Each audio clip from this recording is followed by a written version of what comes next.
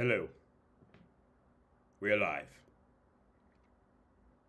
Now stop the playback playing in my ear because it's like a 20-second delay for the YouTubes. So I can still hear the music playing. Mic check. 1, 2, mic check. Mic check. Here I am. Okay. Ugh. Alright. What's up, Nuclear Bomb? What's up, Jen? Yeah, so last week was wild, man. What's up, Grave Ray? Last week was wild, man. I was I was alone with my son again. Give mommy a break because he's terrible with mommy. He's just a kid, man. It's normal. Hey, what's up, Jericho? What's up, Super 2? What's up? Yeah, it's not showing up on the screen, but it's showing up on the side, some of them. But yeah, so I was alone with my son, and like overnight, dude, he puked like 5 fucking times, like all night, because we fell asleep at a weird time. Because earlier that day I took him to this basketball park. And so we played, well, it's mostly him just running around, but I was trying to shoot a basketball and keep my eye on him. So he took a long nap around like 4 to like 7. So he didn't go to sleep that night till like it was like 11:30, like I think like Tuesday or Wednesday night. He went to sleep at about 11:30. I went to sleep about 12:30. Then he woke me up coughing around 1. Right? And but he coughed and I felt something wet on my hand, so I immediately got up and looked at him, and he was like choking. Not choking, but I felt like he probably could have started choking. So I made him sit up so he wouldn't like choke on himself. And he started doing that weird thing. If anybody's owned a dog, that when dogs are about to puke, their stomach like kind of like does this like they just get real, like small kids and dogs are like very similar. So like if you ever own a dog and you watch a dog like get ready to puke, like small kids do the same thing, right? So he's sitting up and he's like hiccuping, and his stomach's like keeps moving his stomach, and he just keeps like just pukes the first time, right? And this is like at 1. I'm thinking, okay, maybe it was just something, something, maybe he just ate something wrong, or he just woke up weird or something and puked, right? So we go back to sleep. And then about an hour later, he wakes up doing the same shit, coughing, and it's like, I can hear liquid this time, right? Because it's dark. And he had like vomited like from the top of the bed to the bottom of the bed. Because I could see the liquid like, in the bed. So I sit him up again, and he does the same shit. Pukes all over the fucking place in the bed, right? Like, oh shit. Now I'm starting to get like a little worried, but maybe it's just like a 2. Maybe maybe it was just a 2 off, right? Maybe he'd be all right. Wrong. About an hour later, he did the same shit. He did that shit all night, dude. So after the second time, it was like, okay, now I can't, like, now I can't sleep because I don't want him to, because he likes to lay on his back, and I don't want him to, like, choke on his own puke while he's, like, sleep and coughing and shit. So now I'm just watching him the whole time and, like, kind of falling asleep watching him kind of thing. So I got no sleep that night. And, long story short, so that morning, around 6, 7 a.m., I text his mom and say, hey, look, because it got to the point where he would puke, and you knew he was getting ready to puke because he had this whole routine of waking up coughing. And at this point, he knew I was going to sit him up, so he just sat up now and just kind of looked around and started hiccuping and then just puke. Like, it was the same routine every time. So by that point, I just recorded him doing it and sent it to his mom. Said, look, like, I don't know what to do with him. He keeps doing this shit like all night. I'm starting to get scared because, more than twice. This is officially, once you hit 3 times of doing the same puke routine, that is no longer a fucking, that is no longer a coincidence, right? This is something, this is I'm officially leaning towards panic mode now, right? So I sent it to her. She just goes, okay, I'll call the doctor. She tries calling the doctor. The doctor doesn't get there until like 8, something like that. So when she finally gets through to the doctor, she told him what happened. And the doctor just told her some, some bullshit. Because the doctor doesn't know, right? They just hear a kid puked all night. They don't know what we could have fed the kid or anything like that. The doctor just saying, okay, look, the general practitioner's job is pretty much just to keep you calm until symptoms get horrifically worse. Like, general practitioners literally know nothing. Like, they're not general a general doctor's main job is to filter out people who actually get to specialists, right? Because the doctors don't know, right? Like, it's a baby who's puking. Like, they see a million of them things, right? It can be anything, it can be some anything. So the doctor just told her some bullshit, and But so after she called the doctor, about 2 hours later, he was fine. He was up running around and jumping on the bed. But then she was worried about him, so she didn't want to leave his side, and all this. But it all worked out. He's fine now. He closes the door. He's fine now.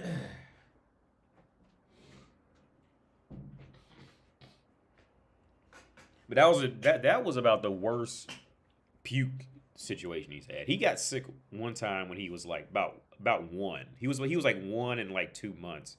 He got a bad baby cold, and I remember just here's the thing: when he gets sick, like, I feel bad. I feel real bad for him. I remember when he was sick when he was about a year. He was about a year and 2 months old, and how I knew he was real sick was like when he fell asleep in the baby bed. He was just like curled over, like on himself, like hugging himself. And I felt so bad for him, man. Like, it almost brought tears in my eyes because he's just a baby. He can't do anything about it. I can't do anything about it either, but he really can't do anything about it. And that really hurt. That really hurt me. And what hurt me this time was about the 4th time he woke up puking. He tried to sit up, and I'm like holding him up to make sure he doesn't fall back because he's fucked up. And his arm was just like shaking while he was holding himself up. He was just looking around like. He wasn't crying. When kids puke, they usually start crying.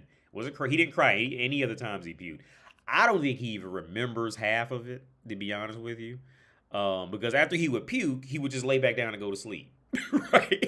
Right? He wasn't like, up and trying to, looking around, or he didn't even try to crawl on me. He would wake up, puke, and then just lay back down and go to sleep. Right? I would show it. I don't know. I just feel like that's something personal. I would show it on YouTube. I just feel like that's something personal because I have the recordings. I record them like the last 2 times and send it to us because his mom wasn't here to show her because it was just so unbelievable. Like, I felt like I feel like if something's unbelievable, I really have to prove it now, even if it's his own mother. Like, if it's just that unbelievable. So I recorded him doing it like the 4th or 5th time, and yeah, that shit was ridiculous, man. That's life with a baby.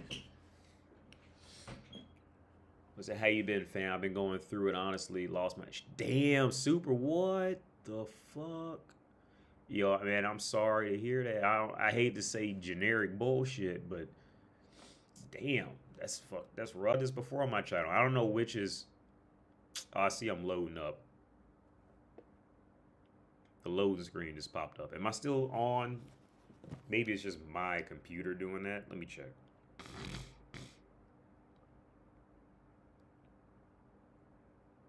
I'm going, okay, in the meantime. But yeah, so I spoke about it before on my YouTube channel. I don't know which is worse, man. Like, losing a parent when you're younger or losing them when you're older. Because, like, when you're younger, you're still a kid. You don't really have that much proper awareness of the whole situation.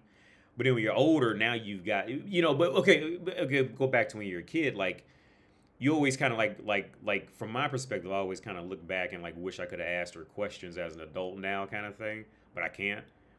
But then if you're older, it's like, well, now you've had that attachment, right? And now you lose that longer attachment. So again, I don't know which one is the easier or the harder one to go through, man.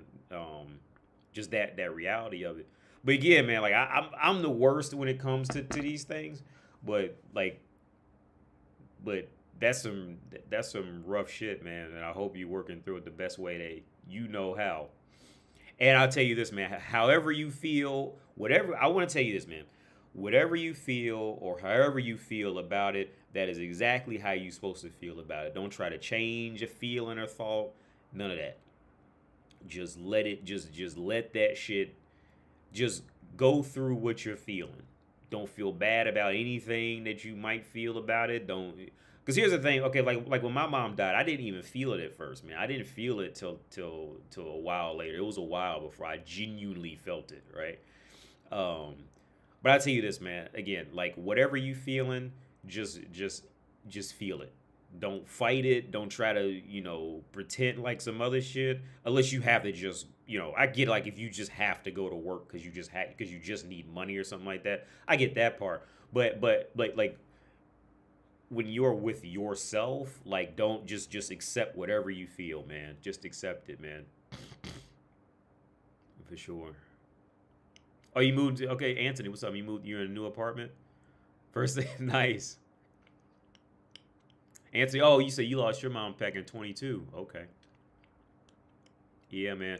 It's one of those things I tell you get from my experiences.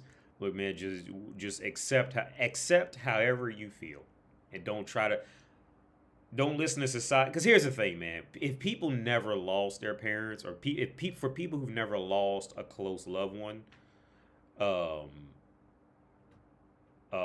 they'll never understand. And some people who think they lost a close loved one, like they lost like an uncle or something. Well, here's it. You never really know who's going to be the one that's going to hurt finally, like when you start losing family members kind of thing. Um, but for people who don't understand, like they'll eventually look at you and be like, okay, it's been 4 months now. You should get over it, right? Because they never lost anybody. They don't know, right? But for people who know from experience who lost people, no, dude, like you never really get over it completely. You just kind of learn to live with it a little more every day. And like I said, the movie a long time ago covered the Dark Knight Rises. It was that one scene where the guy who was playing like the cop or Robin in that movie, he goes and meets Bruce Wayne, and he has his whole speech, and that speech is something that only somebody who lost a loved one in their life would know to say that. I think in that speech he says something along the lines of all the people want the little kid to finally get over it. It's been 6 months, it's been 9 months, it's been a year. You can't still be sad about it, right? And that's how society is for people who've never been through it. Like they don't get it. But for people who've been through it, you immediately know, yeah, you never get over it. You you'll never be complete. You might have a good day, but you'll never completely like get over it. You want to know something crazy? I tell my girlfriend, I tell her, sometimes I still secretly hold out hope that my uncle is really somewhere, like he's really alive somewhere, and he just was trying to get life insurance money or something, that he didn't actually die, right? I still hold out like a 2% chance of hope that he didn't really die. He just faked it, kind of thing. But he died. But again, it's one of those things, man. People who never been through it, like they don't, you just can't. They don't know, man. They just don't know. And then on top of that, many people just don't know how to talk about these things for people who have gone through it. So some people, they'll just rather stay quiet in fear of offending you, right? Um, but yeah, it hurts so much, bro. Yeah, super, man. I I don't want to say I understand because because I'm not in your head. Um, but what I want to say is, man, like just accept it, like just absorb it, man, absorb it.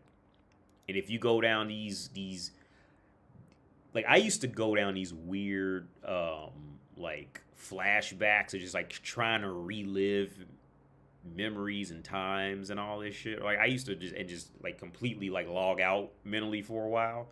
Whatever. But again, but here I'll tell you, man, from experience, man, It will get easier. It's never gonna completely go away, but it will get easier, and you'll learn to live with it. Every day you'll learn to live with it a little more. And then some days you'll kind of like what's the word when alcoholics go back and drink, you'll fall. I don't want to say fall off the wagon, but you'll kind of, I forget. I can't think of the word now.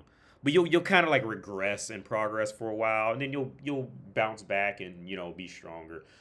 But yeah, it does get easier, man, for sure. Anthony, yeah, I agree. I agree with Anthony. Yeah, yeah. Don't try to if you feel the need to reach out for help, man, and like talk to people, like just do it. Just do it, man. And with I'm with Anthony on this. Like these are things that see. I would put it in the realm of red pill. I would put losing a loved one in the same realm of red pill, right? Um, Talking about it okay, it's something everybody knows is a reality, whether it's on a country level, city level, state level, worldwide level. Everybody knows people, okay, the world prioritizes money versus poverty. People have loved ones and they lose their loved ones, right? Everybody knows it's a reality, but in real life, people usually try to avoid the topic because they don't want to be depressed on acknowledging the reality of rich and poor, death,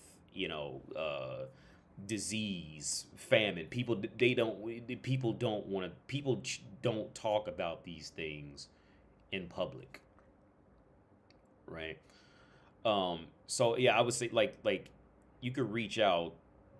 Sometimes if you just want to talk, man, just reach out to me and just go for it. Just rattle off whatever you thinking, man. Like just shoot, just go. Because this is gonna be a very confusing time. Because you're gonna have okay, another part of it. Maybe right, maybe you're going through it now. Maybe it may be coming a month from now. But you're gonna have so many different just forms of thought, methods of thought, orders of thought that's going to happen, evolutions of thoughts. You're going to have all this. And then on top of that, you still have to keep regular life moving, right? Whether you got a girlfriend or you're trying to keep your rent paid or you're trying to keep your job or whatever hobby you want to keep going, you're going to have all this shit, right? It's going to be a confusing time it's going to be a confusing time, but like I said earlier, it is definitely going to get better. It's going to get better day by day, for sure. Hey, it says thanks, man. You've been here for me so much more than my own family. So I want to thank you for everything you've done for me. Oh man, thanks. I'm horrible at taking compliments, man. I'm terrible at taking compliments, but with thanks, I appreciate it. You want to know why I'm terrible? I'll tell you, here's another secret. Why I'm so bad at taking compliments is because I care too much about people, right? And in that caring too much, I'm secretly afraid I'm going to say something awkward or incident or accidentally come off as like I might be like kind of pushing you off when I'm really just thinking, like, so that's why I really don't take compliments well. Like I'm like I just like, it's my insecurity of how I'm going to respond. But I really do appreciate that, man. Thanks a lot. You gonna play Ninja Turtles? No. Actually, I was gonna play. What was I gonna play? Because I downloaded. What was I gonna play? I was gonna play Ninja Gaiden. That's what I was gonna play. I was gonna do that. I'm not. I already started the live stream. I can't do it now. But I was gonna do that.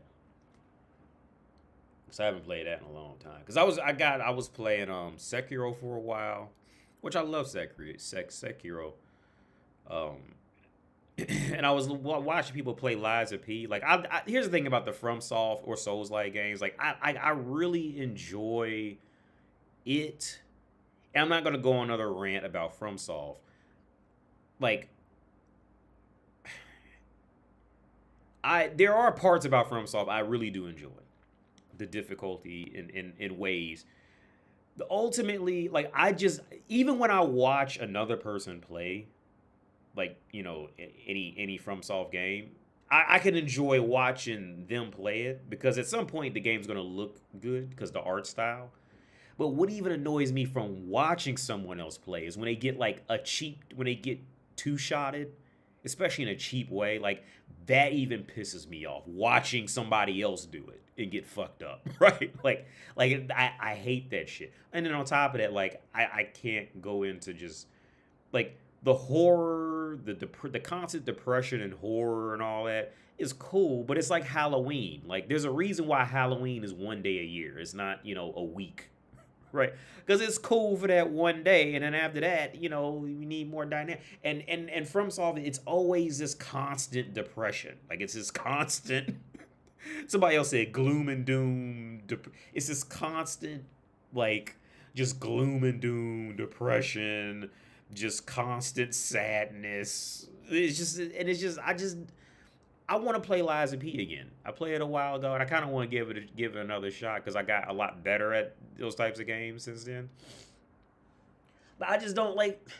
I know what I'm gonna do. I'm gonna play it for a max 5 hours, and then I'm gonna just never touch it again, like I did Elden Ring. And I thought Elden Ring was great for what it was. I thought it was good. I thought it was really good. But it's just that gloom and doom, constant depression. There's no real sense of it just screams one trick pony to me, right? Like there's no sense of dynamic and in storytelling or anything. Here's the thing.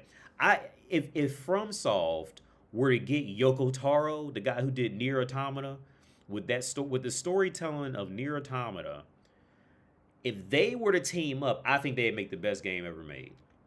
Between FromSoft and Yoko Taro, the guy who did the Nier games. Most people know Nier Automata. That's like most people's favorite. It's my favorite. But in that community, it's also most people's favorite too. The storytelling, that guy is great at storytelling. Where FromSoft is like pretty fucking bad. But then that's that Japanese. That's another question I had. And now I'm gonna go to a video. But a question I have is, man, what is it with like Japanese stories? It's like it's in video games. It's like either the stories just literally make absolutely no consistent sense at all, or they're so finely well made that there's not one hole in it at all, right? And it's not super hard to get it. Like it's just this whole thing of like one extreme or another, and I don't get it. Let me show some more. Okay, let me go my email.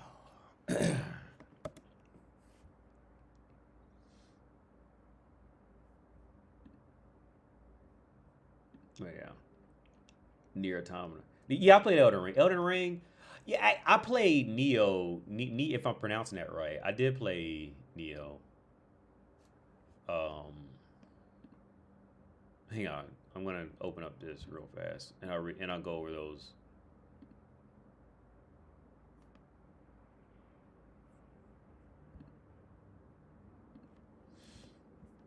Give me 1 second. I'm just gonna paste this. So I did play a little bit of Nioh. Am I pronouncing that right? Is it pronounced Nioh? Oh, it's that dude with that hat. I remember him. The dude who don't wait in line.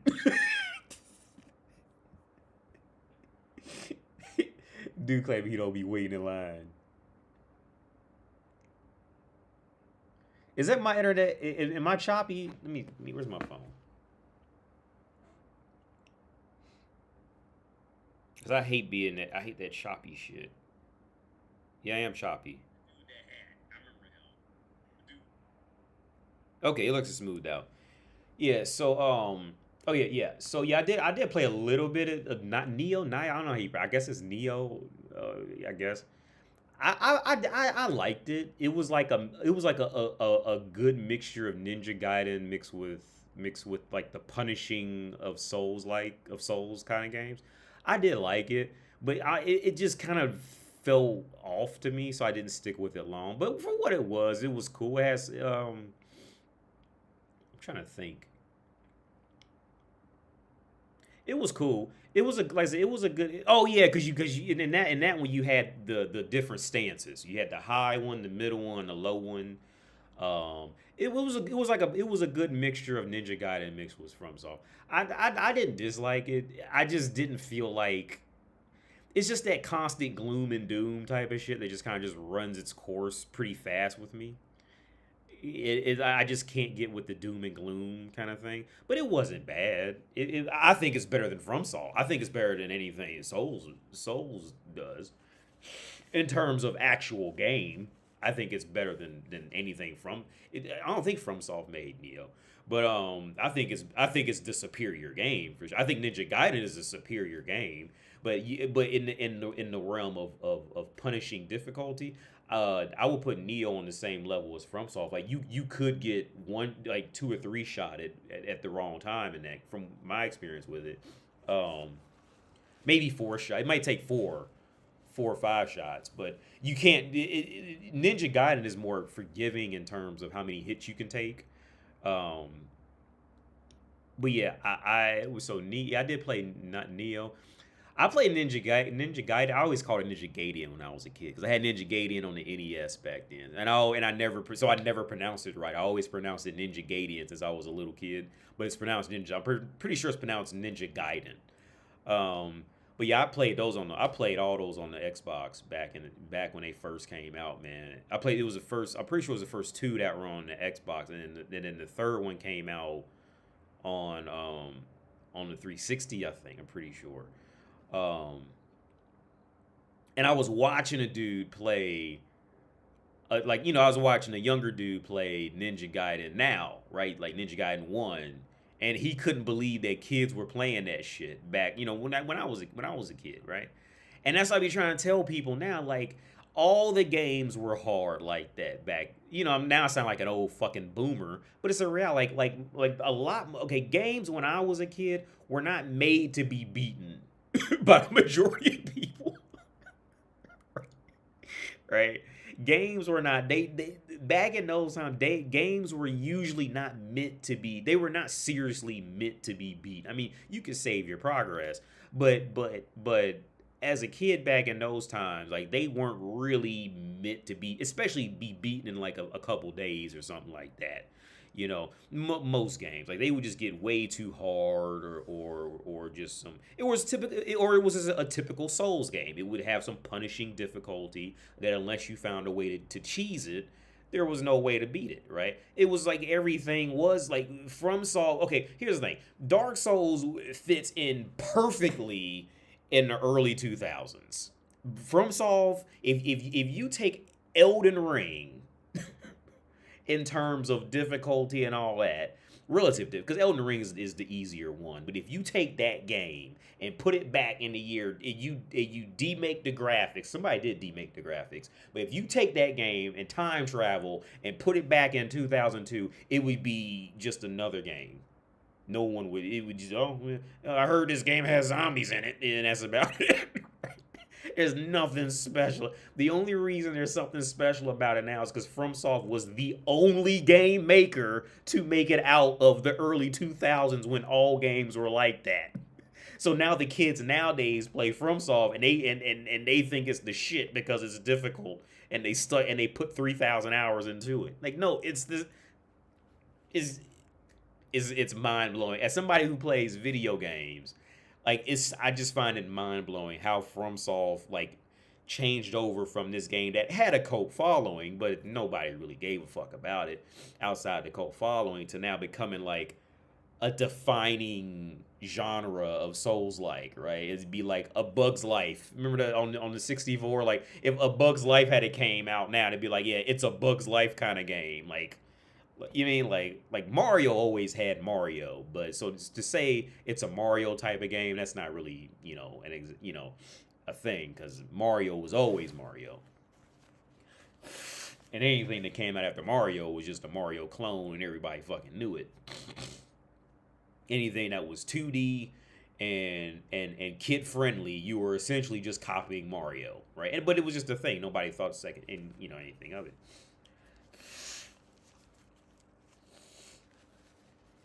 Have you? Yeah, I see here. Robert Downey Jr. is playing Doom, Doctor Doom. Yeah, yeah. It's out of desperation for sure. They just ran to Robert Downey Jr. said, "Look, we will pay you $15 trillion to do this next movie. Will you do it, Rob?" And he went, I got sure, I guess.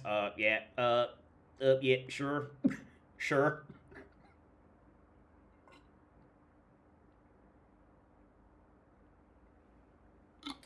Robert Downey Jr. was so big. If you back in them days, if you even had to just said something like AI or like robotics, you had look, the colors red and gold were red and yellow were not far behind, and Robert Downey Jr. was like, like he played the hell out of that role.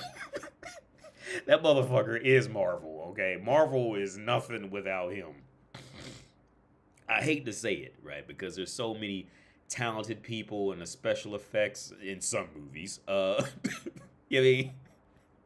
All the other actors and actresses and stunt doubles who did all this shit to make the movies, and all that shit pretty much relies on Robert Downey Jr. coming back. Like, that's fucked up, man. Like, this one man is pretty much is responsible for the development of a fucking franchise. That motherfucker is Alan. That motherfucker is Stevie Franchise. Remember him? Motherfucker Stevie Francis. Steve Francis. The motherfucker is Allen Iverson. Without AI, Philly ain't shit. But oh wait, let me go back up. Yeah, real quick. I did play Elden Ring. Elden Ring, I got to about level 40, I think, and I just kind of got tired of it. Um, wait, which game was that? Was that? Yeah, because I beat that one dude. He was whooping my ass for about. He beat the shit out of me. I came back on that Doctor Strange shit. Dormammu, I come to bargain. And I kept going in there and kept getting fucked. But you want to know what's great? The first time, I can't remember what that motherfucker's name was, but it was right before you get to that castle. Like, you go to him, and then you fight him, and then after you beat him, then you go up to a castle. I don't know his name because I'm terrible with names. But when I first tried to fight him, I almost beat him. The first time I fought him, it was legit down to like I had to hit him about maybe 4 more times. Of course he could just hit me one more time because that's the bullshit FromSoft does. But I legit if you know the boss fight I'm talking about, you know that was pretty fucking good, especially your first time. And I was just a basic warrior. I had no magic, none of that. It's just me, a fucking sword, and that fucking retard that I fucking conjure up right before I come in there. His job is just to be the sitting duck while I fucking knife the bad guy's asshole from behind and hope he don't see me. Shit. But I didn't even know that my first time, right? I didn't even put that together until about my third time. Um, but he beat my ass a good 12 times before I gave up. Every time I would load back in and be like, Dormammu, I literally would say it out loud. I'd be like, Dormammu, I've come to bargain. Right? And get my ass beat. And then I ran off. Because I just couldn't. It was enough. And I leveled up, right? I leveled up. And I can't remember when I finally caught my stride with the game. But, it was after I figured out how to use those wolves and the summons. Okay, first off, I remember I kept hearing Tree Sentinel, and I didn't know who the fuck the Tree Sentinel was. But it was pretty much the first fucking boss you see when you come out into the world, right? I beat him on my... The only reason I died to him the first time was because I got too greedy, and I just said fucking and just like rushed him kind of thing. But after I got the horse... And then I beat that. I killed that dude who had that armor where like one dude's like hugging you on the armor type shit. It's real heavy, but like it's pretty much the strongest shit I was able to find.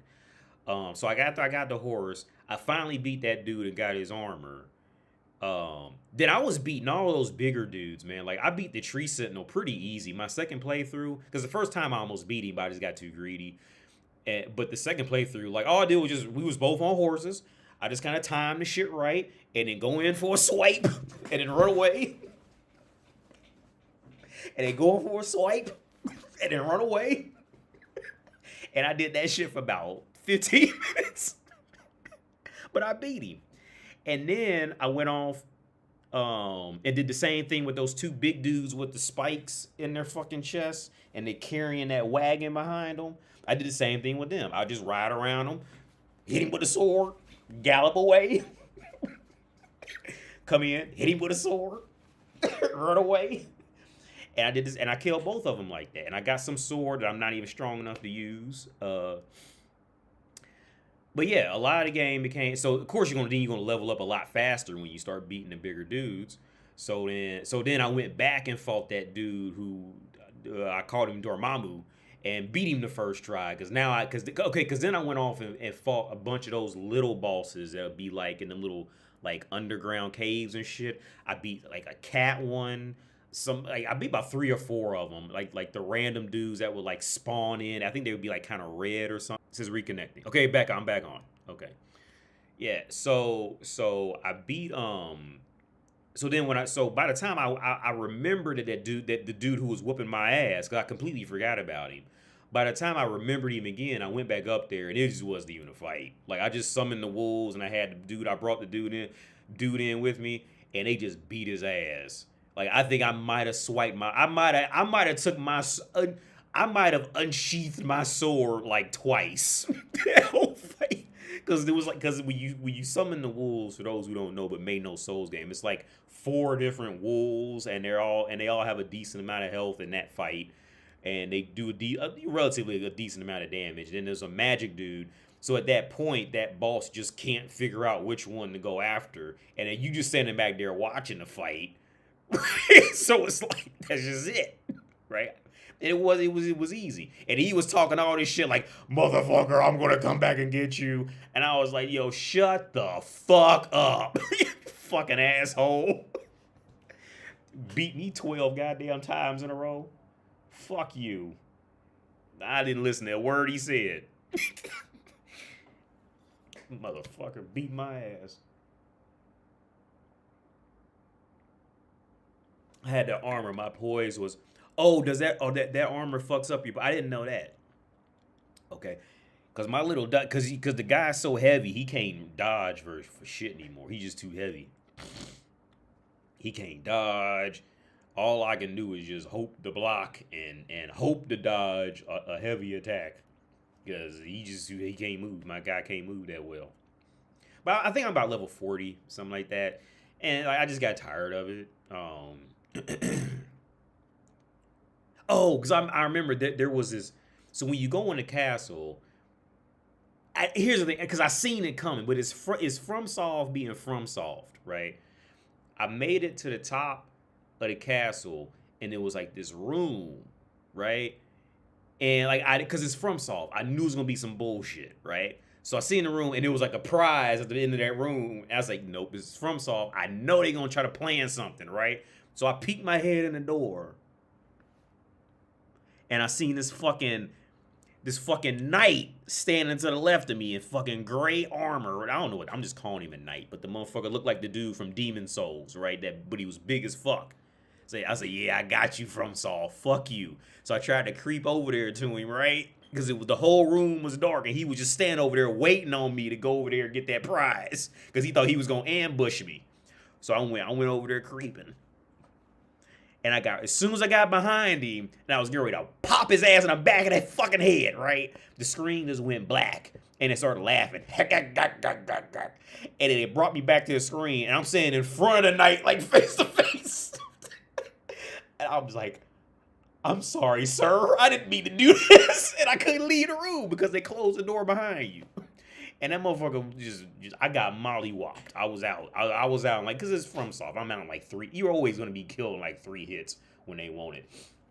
And that's another big issue that I have with FromSoft games, and that's why I prefer games like Cuphead versus FromSoft, because FromSoft always does this thing where like one, you either fight cannon fodder type of enemies or you fight just rape my ass with no lube level difficulty enemies, right? They don't FromSoft doesn't know how they don't know how to balance anything. Like it's even with their world, it's just this constant depressing. They don't know how to they don't have a sense of dynamics. It's just flat. It's just a flat taste all the way through. It's flat Coca-Cola with liquor all the way. There's no bubbles in it at all, right? So that's one. The other issue I have is that illusion of a life bar. That like the reason why I like Cuphead is because Cuphead literally just gives you. They tell you exactly you have 3 or 4 times to get hit. After that, you just dead. Okay, cool. Now I know what it is. But FromSoft with this life bar, it gives you that false sense of illusion that you've built something up, and that now you can take more hits from a boss. And in reality, you just got 3 hits until you're dead anyway. So it's like, why even put a fucking health bar up there, dude? Just give me fucking 3 hearts, and then when them hearts is gone, that's it. Stop giving me this illusion that I got something to work with. Okay?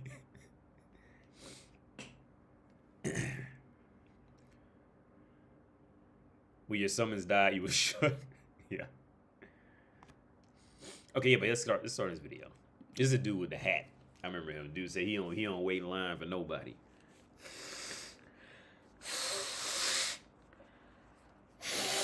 Ugh. Yeah. But yeah, let's start this video. The YouTube channel getting attention. I'm seeing it pop up on Twitter called Home Math. And there's this video where a woman says, "Where are all the men with money?" I find it interesting. I somewhat agree with the Home Math YouTube channel. I don't know that it's absolutely correct, but there's a lot that I want to address in it, and I think it's interesting nonetheless. So shout out to that channel, Home Math on YouTube, I think it's called. Let's, I believe it is credited right there. Let me play this video for you. Where are the men with the money that you speak of? You got rid of them, remember? You said it wasn't fair that men made more money, and so you insisted on an equal pay, and you asked for jobs and school and money to be distributed towards you. And so the men who had money now make not as much as you. You know, just like you wanted.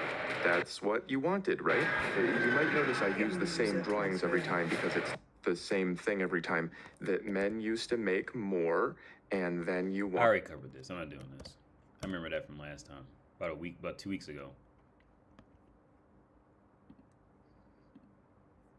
I'll do this one. So I recently celebrated my birthday, and I turned 36.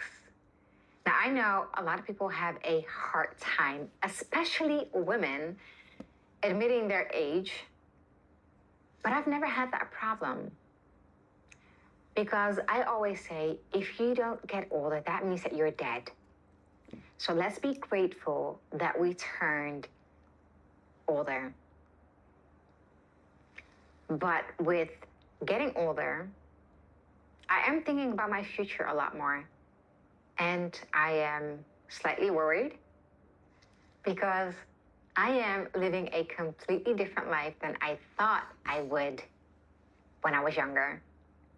I thought that I would be married in my mid-20s, that I would have a caring husband, that we would have a couple of children, and we'd live happily ever after. But that's not my current reality. I am 36. I am single. I am not even dating. I don't have any children. I have 2 cats. And that is something that in my culture is not very common. But it is my current reality. And I do wonder what my future will look like. Like, I am going to my 40s. Okay, in 4 years, but still. No, yeah, you about 40. I have friends who are single and don't have any children. I have some friends that have children, but not a partner. And I have a few friends that have children and a partner.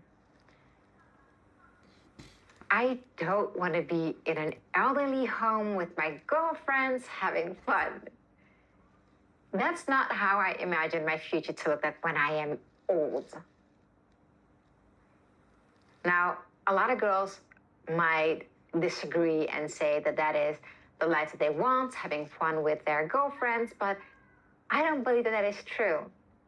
I believe that a lot of people would want to have a loving, caring, healthy relationship.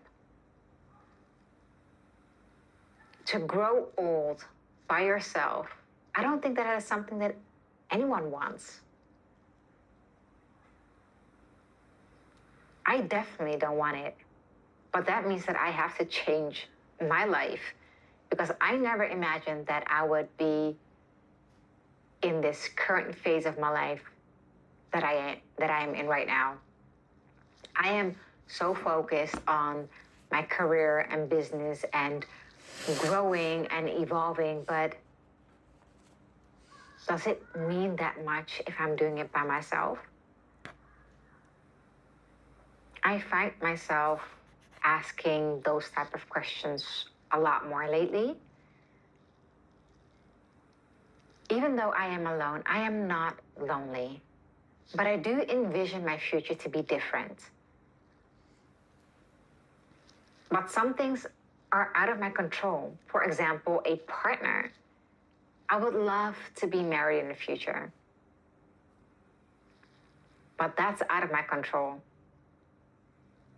But I do recognize and realize that maybe I need to put myself in different environments, because I am someone who is outside. I am going to work. I am going to the gym. And I believe that whenever you go outside of your house, there's a chance of you meeting someone. Whether you go to the grocery store, whether you go to the gas station, whether you go shopping, to the supermarket, those are moments that you can meet someone.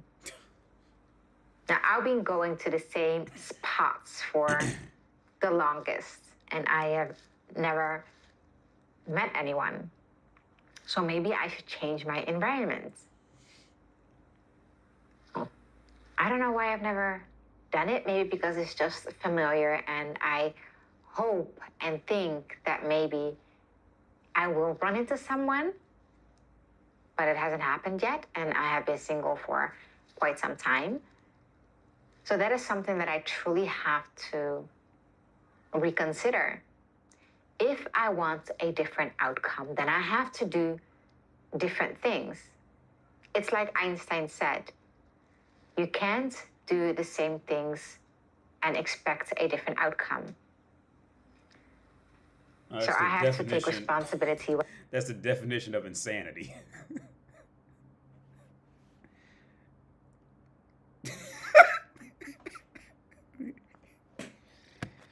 When it comes to that in my life, and make sure that I do things differently. If you desire a different outcome.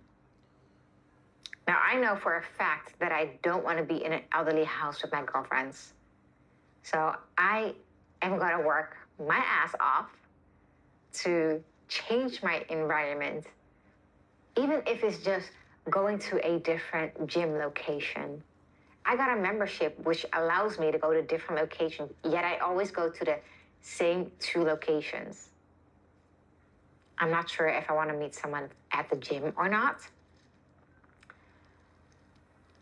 But it's a start. Or maybe even completely changing my gym membership. But we have to take responsibility for our own lives and the things that we do and the results that we are getting. And if we are not satisfied with those results, then we have to change those. My life is totally different than my mom's when she was my age. Yeah, My mom I'm has sure. 5 daughters, all over 30. And my sisters are beautiful, but they're all single and don't have any children. And I have a lot of friends who also don't have children. I truly think you're that all when gonna we beat get them older, together. we will see a lot of women who are single and don't have children. And that kind of worries me because I don't want to be a part of that group. You're already At a least for part. the You're fact- a part of the group now. What are you talking about? You are the group. You have 5 sisters, and all y'all women who never developed a family. You are the group leader of it. What the fuck are you talking about? We part of the group. Fact that I Jesus hope Christ. and wish that I will meet my significant other and have a long-lasting, healthy, compatible relationship. I'm undecided about children. That's a whole different topic. You too I made old. it. Yeah, you too. Okay, I'm gonna go ahead and cut off right here because this is just gonna get. Okay, you too old. Listen, Yiba, Rabia, you too old. You just too old. You too old to be walking around Thomas on. I think I need to. Maybe I should have kids. You're 36, bitch. Either you're gonna do it or you're not. Make a fucking decision because it's not cute anymore. All right, but show your parents I said this. They'll know. They might be mad 'cause I'm talking to their daughter like this on YouTube, but they know I'm telling the truth. You're too fucking old. Fucking period. Still sitting up playing this fucking 22-year-old. I guess maybe I should have kids. You're too old. Stop it. It's not cute. Okay. This is not cute and it's not attractive. It really wasn't cute when you were 22. It's just that guys want to fuck you, so they would just, and people thought you were getting fucked by guys, so they listened to you. It's see, this is another area that women have to really realize the reality of. The only guys who are telling you that this is acceptable are desperate guys hoping to get some pussy out of you. Okay, for older men who are plenty enough happy to be alone or have their own family like myself, I'm gonna tell you flat out exactly how it is. You too old. You too old to be playing this game of then you gonna find your perfect significant other at the gym and both of y'all gonna lock eyes next to the ass workout machine and you too old. This whole, well, maybe I'm still undecided about having kids and I'm 36. Stop it. Just stop. Stop. Okay, it's not attractive. It's not cute. The only reason it's cute is because of the silhouette of what's saying it. All right, what you're actually saying is this is childish shit. And if a woman like you has gotten onto YouTube to openly express these thoughts, and if you strongly believe these thoughts, you are immature as fuck. And there's a reason why you're on YouTube doing this. You're too old. You're just too old to be. You're too old to be walking around this. Okay, so let's flip it to show exactly why this is disgusting. I had about a 30-minute long debate / argument with my spouse in the kitchen while she was cooking. And I was telling her how women prefer men to lead them, right? And the example I gave her was exactly this. She should get mad at me because this isn't anything personal, but I'm going to go ahead and say it anyway because this was a conversation between me and her in the kitchen. I said, okay, as an example, you do not, okay, a woman is always paying attention for who's the leader and who's the follower, right? And she goes, well, it depends on the guy and the girl. I said, okay. So here's the example I gave to my spouse. I said, look, if we were to go out for dinner, right? And you sit down first and you order the pasta with chicken, right? Because for whatever happened, you got to, the woman got the order first with the, with the waiter, right? The waiter said, "Hey, what do you want?" And she says, "Oh yeah, I like the pasta and chicken," right? And as a man, I sit down and right after you, I say, "Yeah, I have the pasta and chicken too." Then my girl was like, "Oh, I see what you mean." like a woman never look. But now here's the part where I didn't go into it with her. See, that indecisiveness, it's just as disgusting with coming out of a woman. The only thing is men are more optimistic about realities. But that being indecisive like that, especially about real life issues, about and you trying to find a spouse, and you can't find. No, see, see, Rabia, just as disgusting how it is for a man to be like, "Well, I really don't know what I want in life. I think I want to have a fucking baby. I don't know. I think I know what I want in life." See, just as disgusting as that is, it's the same for you too. It's disgusting coming out of your mouth too. The only reason why you were allowed to get away with it was because somebody wanted pussy out of you, or people just didn't want to, your own family and friends didn't want to hurt your feelings. It's just as gross. You're 36. Okay. You 36. You too old. You too old. Trying to put that moisturizer on that got you looking like you sweating in front of the camera to make you look youthful. See, I know, look, men who are older know all the tricks. All right, you a good-looking girl, especially for 36, but there's a reason why you still sitting up here like this. And mostly it's probably because no man sat down and just told you the fucking truth while you was in the kitchen cooking dinner. Right? A man who clearly didn't give a fuck about getting your pussy. A man who clearly wasn't trying to secretly hope that you would give him pussy 5 minutes from now. A man who just sat there and told you what the fuck it was. And then tell you to be gone after it. That's what women need in the world. That's what women need. And you didn't get it. Doing this indecisive, trying to play. You know what I think every time I hear a woman talk like that? Remember when Natalie Portman was on South Park? And everybody kept asking her questions, and she would go, I don't know, right? Because it was cute, because it was Natalie Portman. I think it was Natalie Portman. She was doing, and all the boys liked her because she was playing this whole young and indecisive. Let me see if I can find it. It was Natalie Portman. Every time I hear a woman do this shit, I think about that South Park episode.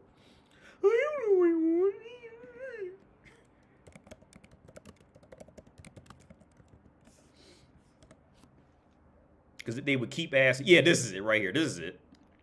All right, Miss Portman, we need you to open your wormhole. No. Please, Miss Portman, you've got to open your wormhole right now. Curses and cranberries! I must get to Plymouth now. Do as they say. No. There has to be a way to get the portal open. So, is there any way you'd, What? could you, What? would you please just open your wormhole? Oh. No. Okay. Yes! All right, let's go, folks! But just for a sec, though. I'm sorry I doubted you. And guys, I'm sorry I acted like a know-it-all. I guess we should all realize that history and alien technology really do go hand. Do that shit. Yeah, is it kind of playing this whole shit of like playing this whole thing of like, I don't really know. You too old. It doesn't work anymore. I mean, it works for some guy who's probably desperate or just dumb, but for any grown ass man, I'd rather just go home and jack off the porn, to be honest with you, instead of deal with that shit. I would literally stroke my dick, the bitches getting gagged on Pornhub, instead of listen to this woman talk in real life, and happily do it, and then go and play my PlayStation, or play my gaming PC. I got my simulator. I got my racing reel right here. Let me see. I got my racing wheels right here. I'd rather go play a set of Corsa. after I jack my dick off the porn instead of listen to the flat out. And see, here's a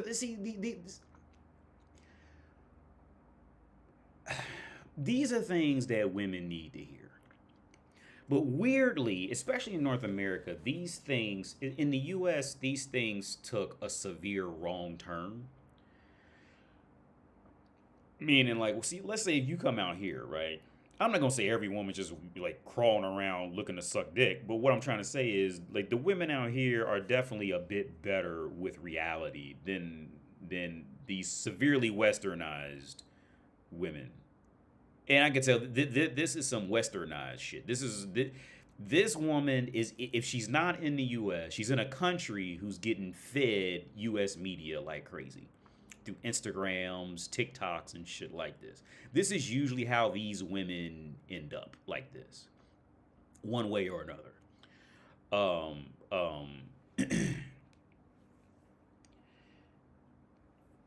Fuck, I forgot my train of thought. You're too old. Super Pennywise voice. A lot of single women who are childless compensate with being the cool aunt, and yeah. Oh, that's where I was going. Yeah, I agree, Javi.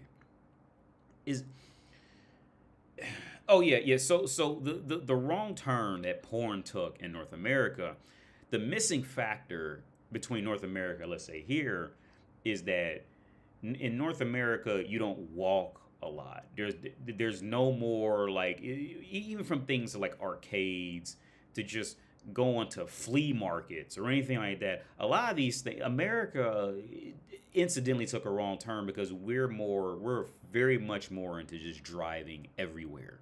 There's no sense of truly walking and just hanging out in public, sitting next to somebody on a tram, sitting next to somebody on a train, right? Sitting next to somebody, randomly. And these parts of being social in the U.S., for the majority of the U.S., have been completely lost, right? So all porn did was become this, weirdly, it became a crutch. From my perspective, it became a crutch mixed in with glorifying women, right?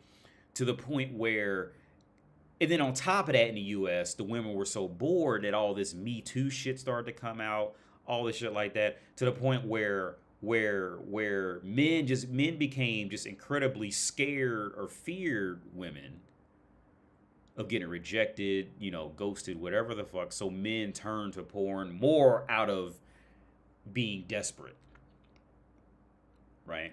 Whereas, let's say, like a place like Prague, like, I can go to a brothel literally right now and fuck a woman out of this woman's league when she was 25 for the price of a PlayStation video game, right?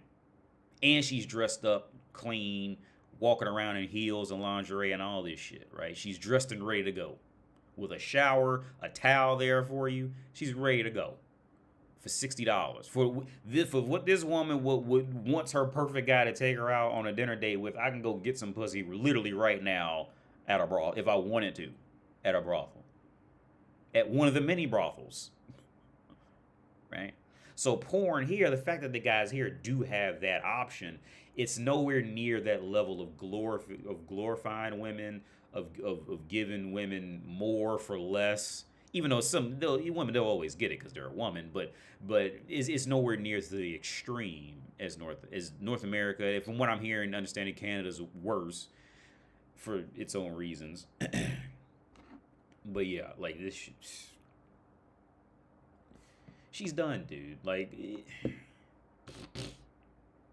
August, I totally agree. A 36-year-old woman is like an 80-year-old man. Yeah, you've hit the point where, I'm not gonna say it's impossible, but unless you have a certain swagger about you, something like that, unless you have a certain swagger or personality, and at this point, it goes beyond the looks at this point, and I would say for both sides. Now, again, if somebody just looks great at 80 or 36, they can always use that to their advantage.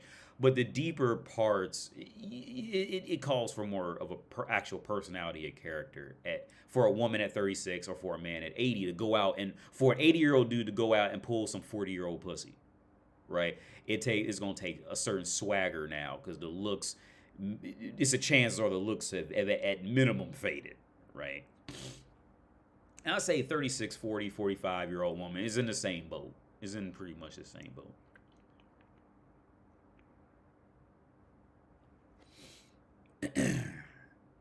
Let's just play this out just for the hell of it. Video about it, but when it comes to the life that I'm living right now, compared to what I want and what I thought it would be, completely different. So I am going to take my time to reevaluate some things and change some things.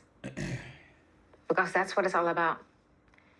Once you acknowledge something, you have two choices. Either you The epiphany phase. change it, or you stay in the same spot and you accept the way that your life is going.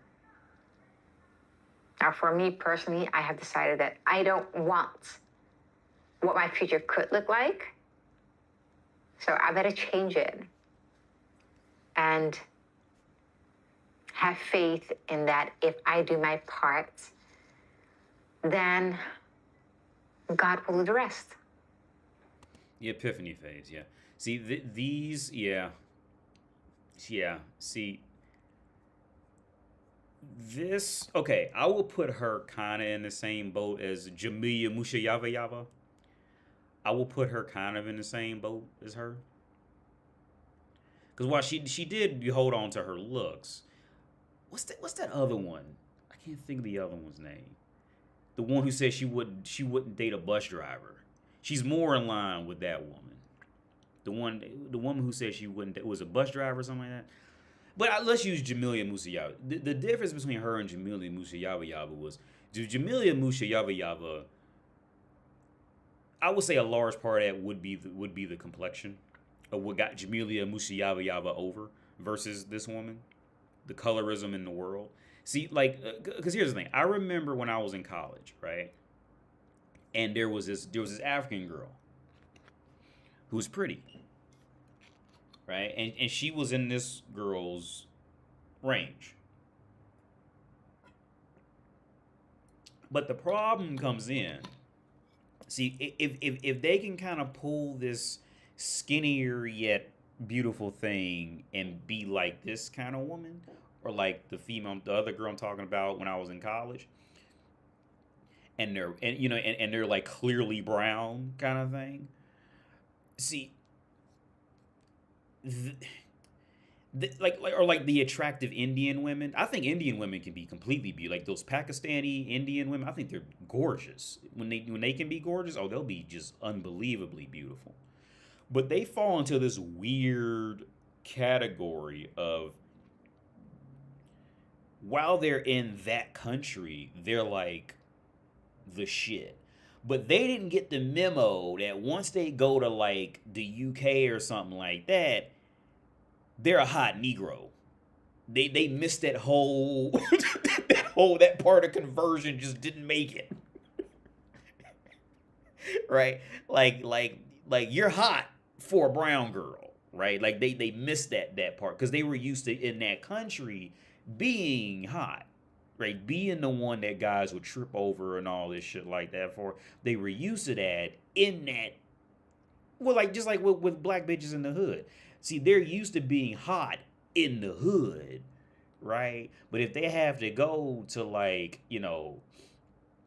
let's just use let's just say a classical piano performer or something like that. They have to go out there. See, now you're the Negro in the room, right? And they miss that transition. But the weird part is they grew up. I don't know this woman specifically, so I'm talking more about my female friend who went through this transition. See, they grew up in that world of being the pretty girl that everybody knows is the pretty girl. So they think the world is available for them. Because they grew up used to that. But then when they get out, and let's say for example, the female friend that I knew, the African girl, and she goes to a place like Ohio, and now she's trying to get in with the university teachers and all this shit like that. The educated realm that she can't access. She's trying to get in with them, and they don't want her around like that.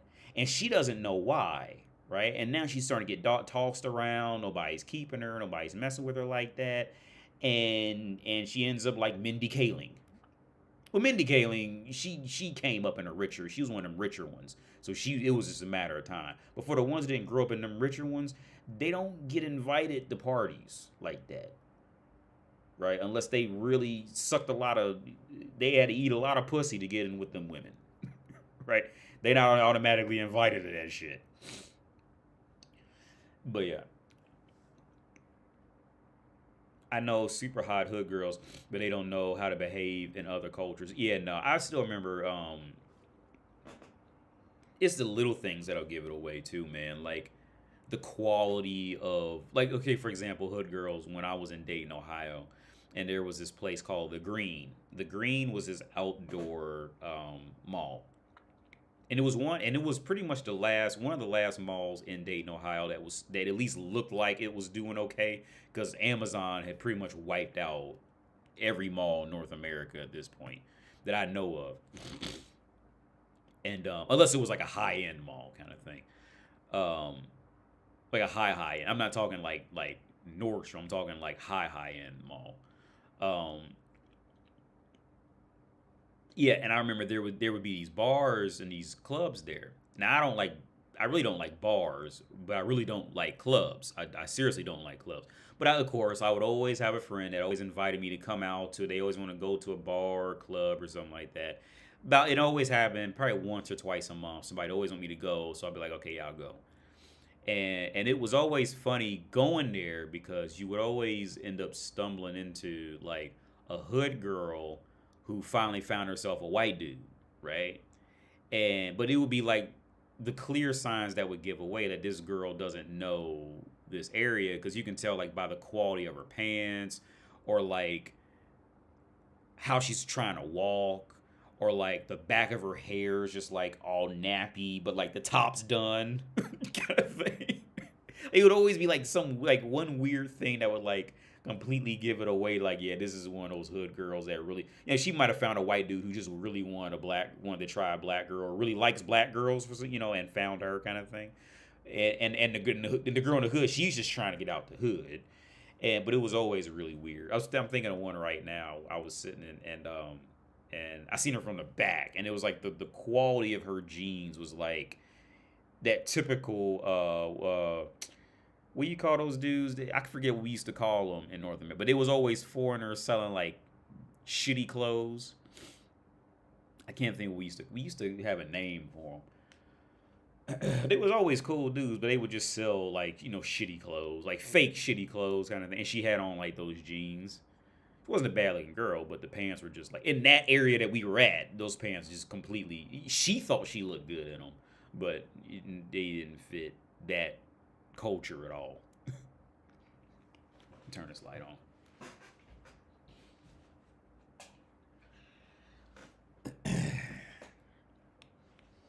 There are more dark-skinned women who bleached their skin. Like, oh yeah, I came across, let's look up Sammy Sosa. I came across a picture of Sammy Sosa. This shit is wild, man. It's Sammy. Homie out there bleaching that shit. That's rough. Like that's rough, dude. Like, because here's the thing, that's not vitiligo. Okay. Oh wait, shit. Because I know what some people are going to try to say. Oh, well, maybe it's vitiligo. That's not vitiligo. Okay, you know what vitiligo is if you've had experiences with it. This is not vitiligo. This is skin bleaching. Okay, that is cream that this motherfucker rubs all over his exposed parts. Any part that you might see, this is a cream that he's applying to his skin. All right, this is not vitiligo. That whole thing. Well, now Michael Jackson could have possibly been vitiligo, because Michael Jackson was pale white. So let's look up Michael. Michael Jackson could have very well been vitiligo. Yeah, see, because he ended up being like pale white. That pale white could very well been. I'm not saying it necessarily was, but it very well could have been vitiligo because he started wearing wigs. Well, the rumor was he was wearing wigs and all that shit later, and all that shit is like are combining symptoms of vitiligo. This is not vitiligo. This is skin bleaching. Okay, because there's a super weirdness to this to how they end up looking. It's a super weirdness in how they end up looking. This is skin bleaching. I would bet my last dollar to a donut. There is no way that is a medical condition or none of that. That is skin bleaching. Period.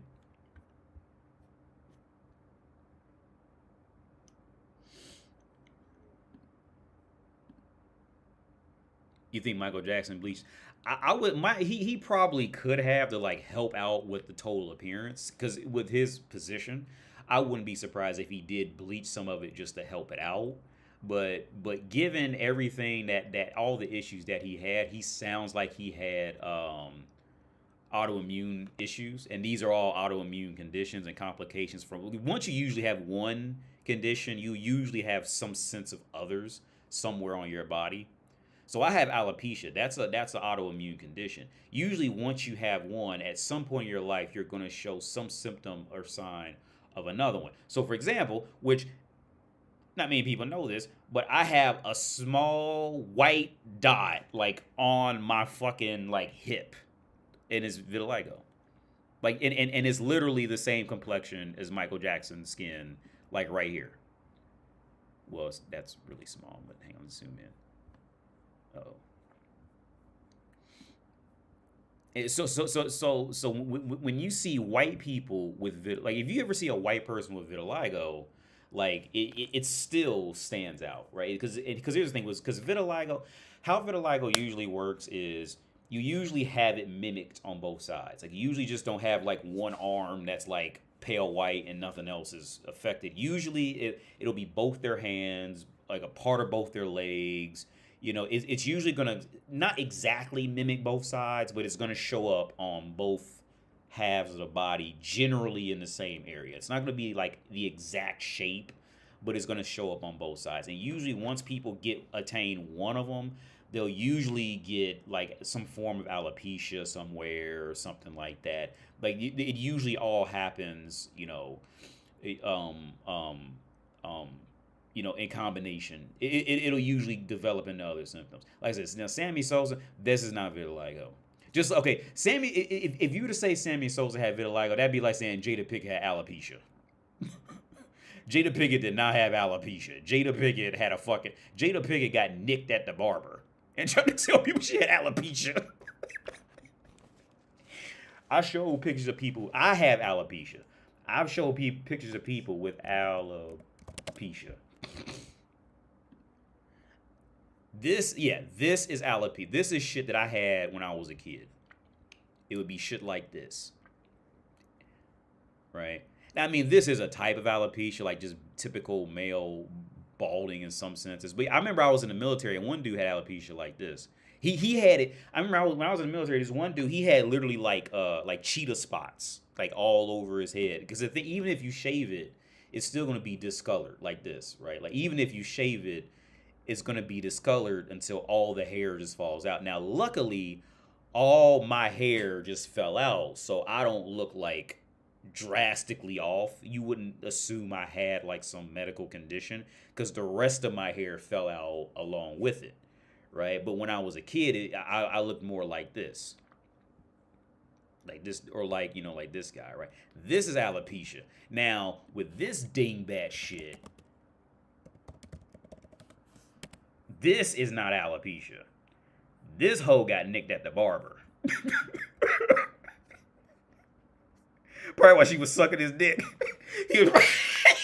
She's probably sucking his dick and bobbing on it. He was like, oh shit. Oh.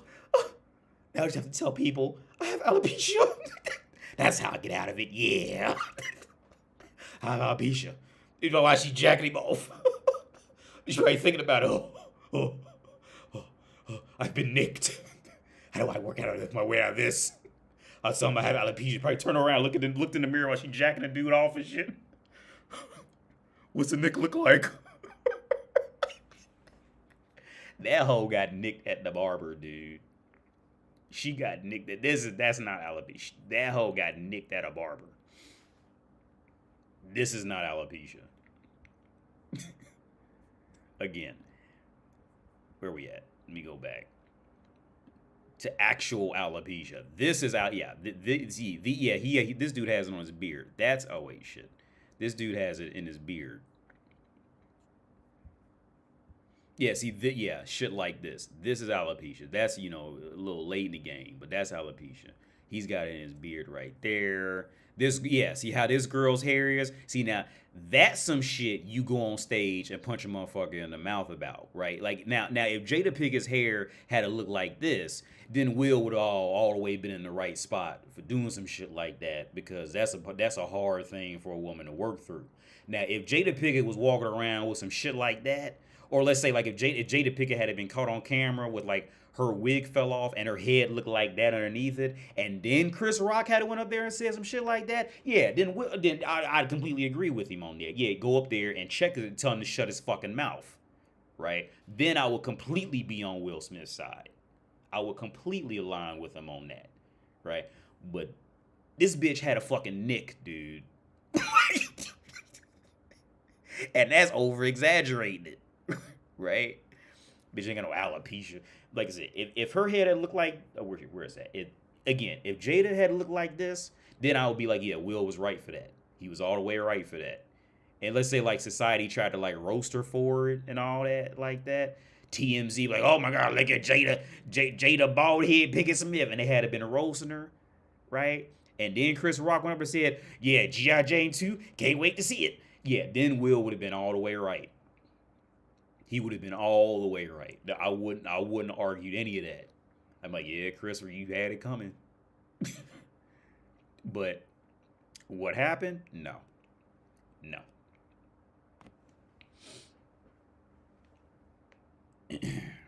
Absolutely not. That was some old simp shit.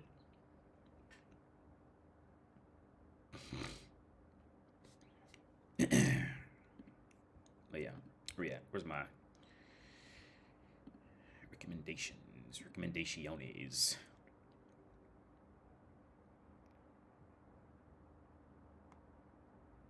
I don't know who this is.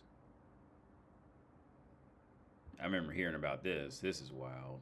Oh, one thing I do want to touch on real quick is I was on Facebook, right? Or no, somewhere. I was on something, like going through Reels. Because you know what I watch Reels for? I go through Family Matters Reels, or like either Seinfeld or Family Matters Reels. Right? And while I was going through Reels, I was getting advertisements for AI. It was AI dating. Right? It was like these apps where you can, it's an app where you pay to do online dating with all AI. Like, none of his real shit. Right? Because it was like, because I kept getting this ad where this little Indian bitch kept dancing, talking in a skirt, right? And it was clicking saying take off clothes and all this shit on. I'm like, what the fuck? So first I just scrolled past it, and it kept popping up, right? So I went to click like install now just to see it in the App Store, like what the fuck it was.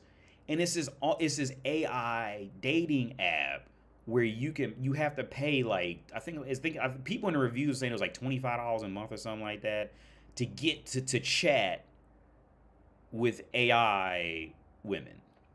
Not real people, but AI woman, right? And got like, all of them got terrible. Well, they're gonna get spammed good reviews because they're gonna figure out some way. They probably paid some fucking company in India to give them like 5,000 great reviews or some shit like that for like $50 or something. You mean some shit like that? But the reviews that seem to be real, they all were roasting it for all the same reasons. But here's the thing though, like that shows just how wild of a position the world's in now, where motherfuckers will seriously go and pay to do an online dating app where they, like, you swipe on a bunch of AI profiles, and then you get lucky and match with an AI profile just to talk to an AI profile. They're not real people. It's not real. Right? Right? I'm laughing, but somebody out there is lonely enough to do it. Right? And that's wild. I showed it to my girl. I said, look at this. I said, look at this. This is an app. And motherfuckers are paying for this shit. But won't pay for a fucking hooker. But you pay to talk to some fake ass.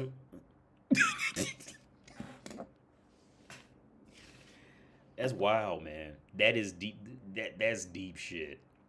Let me see if I can find something on here real fast.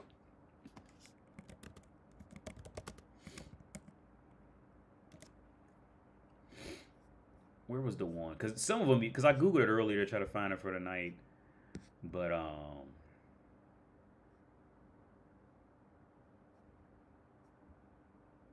because some of these are AI apps that were what I pretty much predicted, and what another dude predicted was AI is just going to essentially just take all your information and match you with people without you knowing it. But so that's what a lot of these are. I'm trying to find the ones that, there's legit dating apps that are, it's just all fake. Like, it's not real people at all. Maybe it's this one. Yeah, this is it. This is it. Candy AI. Maybe it's this one. It's something like this. Yeah, create your own girlfriend.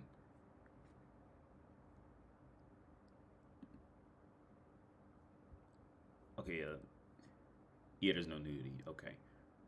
So you create your own girlfriend. Rebecca, she's 51 years old. You see that?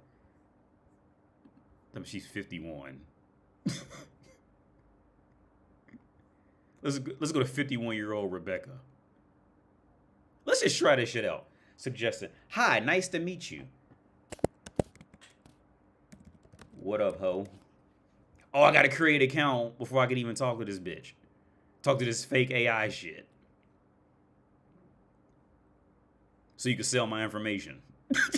Fucking assholes. Gotta create accounts so you can sell my information and talk to some fake ass bullshit. Dude, just jack off the porn. Jack off the porn and go hang out at a brothel or something. Because trust me, you will be better off in the long run. Let's look up another one. Let me see if I can find one that'll let me talk to you on live stream. App like girlfriend GPT girlfriend online. What the hell is this? Featured created. I'm interested in trans. What? Save preferences. Let's do that. Okay. Let's start chat with Olivia. Get this shit out of here. You enter your friend's house. What is a story? I gotta read a novel to get this shit. Olivia, you enter your friend's house through the garage and walk to the living room, expecting to find your friend in the room. You are surprised to see. Look. What up, ho? I gotta make an account to talk to this bitch. See, this is bullshit. No. Just no. Just say no. No. Just say no. All you gotta do is just say no. Motherfuckers got fuck. Why talking? Why, dude? Why? Why, like, talking to a fake ass? What?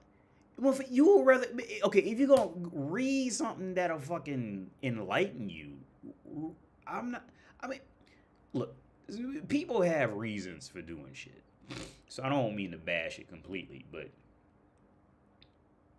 look, that's wild. That's wild.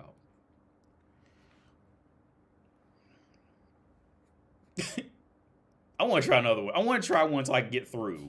I'm curious now. AI. Let's do free. No sign up. AI dating chat. Let's do this. What's this? Perchance AI role play. If you don't sign up.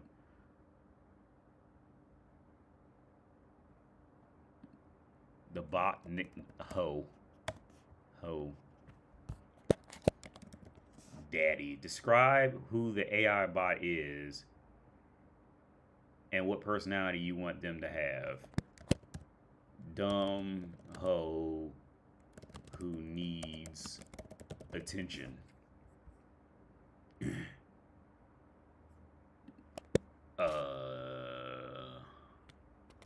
Thug. What scenario and lower? What the fuck?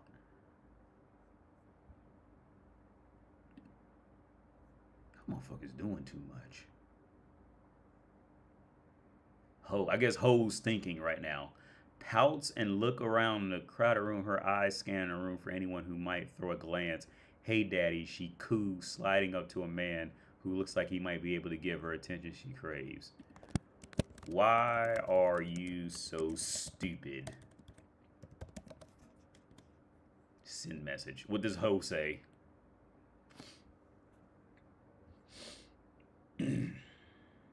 She's thinking. It's low. Ho's thinking is low in the bottom right corner. Ho's thinking.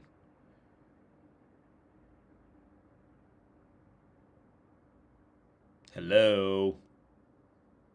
Her pout deepens and she crosses her arms under her chest, pushing up slightly. Why do you have to be so mean, Daddy?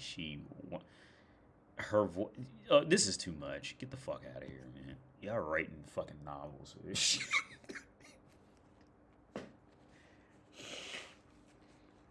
I got no patience for that. Anyway, let's go to Vivica Fox. Vivica A. Fox says she's taken applications for a partner. You got to leave your options open. This 60-year-old woman talking about leaving options.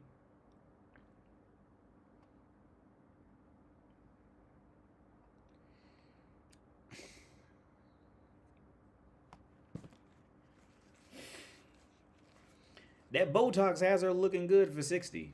It's the Botox, but she could look a lot worse. But yeah, that Botox is doing a hell of a job keeping that shit inflated. Oh wait, my chat stopped working.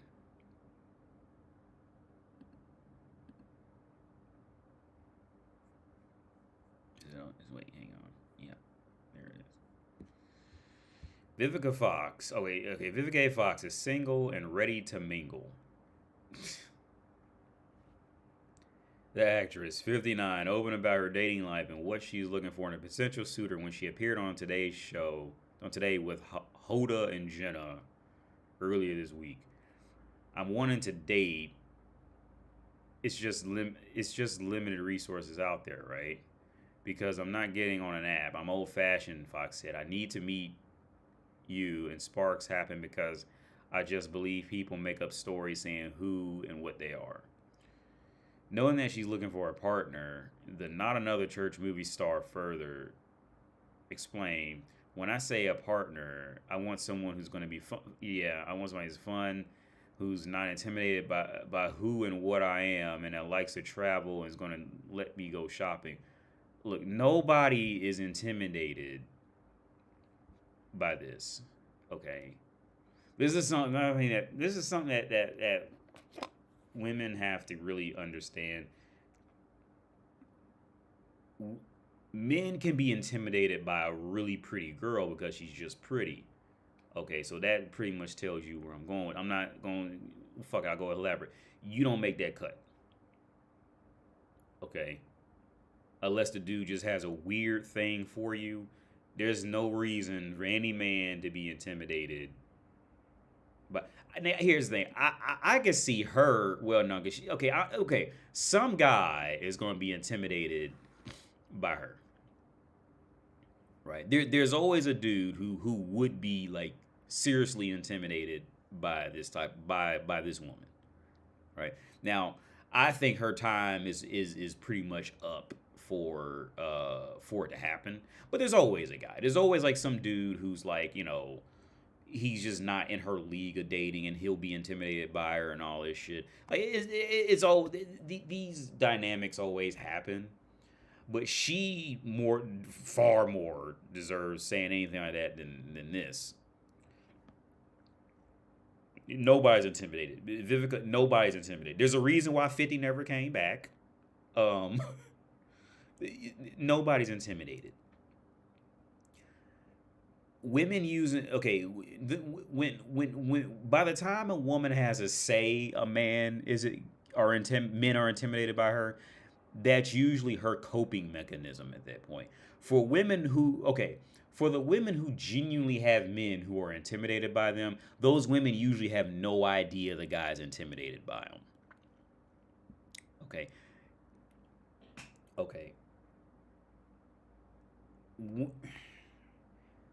Let me rephrase that just to make it sound more coherent.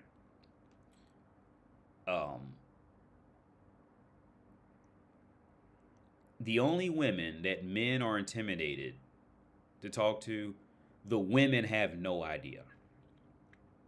Absolutely none. By the time a woman has to say that word, it's 10 times out of 10 it's a coping mechanism.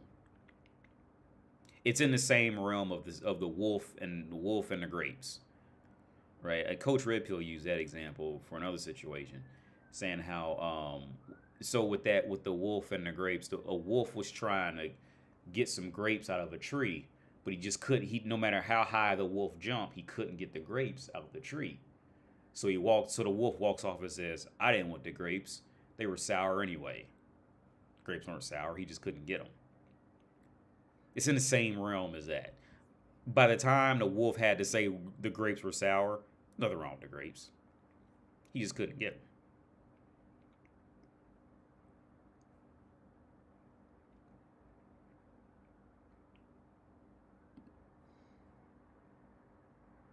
So I'm taking applications. So if you got a friend, I'm good.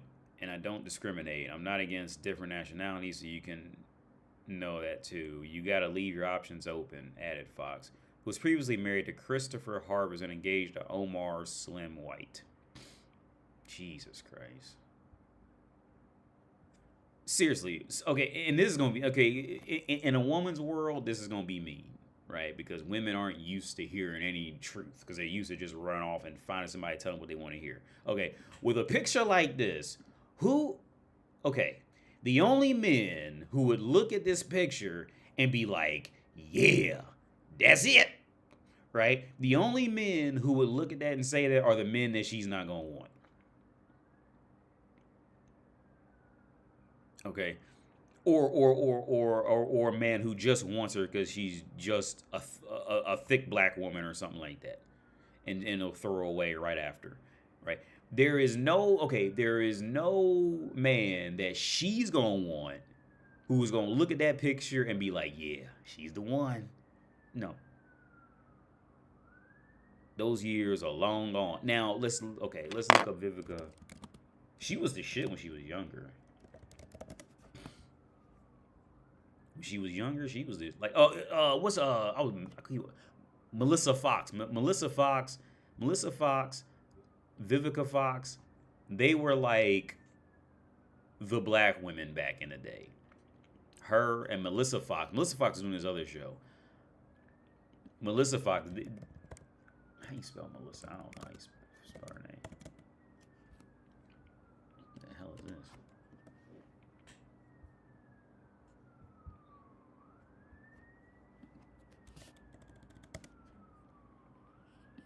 Can't even invite her. How come I can't find Melissa Fox? She was popular. I can't find her. Anyway, Vivica Fox was like, she was hot when she was younger. She was definitely up there for sure. She was one of the women who could have been on 2.5 Men. Because that show, they always put hot bitches on there. Vivica Fox could have walked in on 2.5 Men and fit in. When she was younger. She can't go there. They wouldn't let her on now unless she's going to be the maid or some shit like that. But 2.5 Men was one of them shows where they didn't let regular old women be on there just hanging out. From what I remember about 2.5 Men, they always put some hot bitches on there, you know, in their world. And when Vivica Fox was younger, she would have fit in on that in that. And let's do 2.5.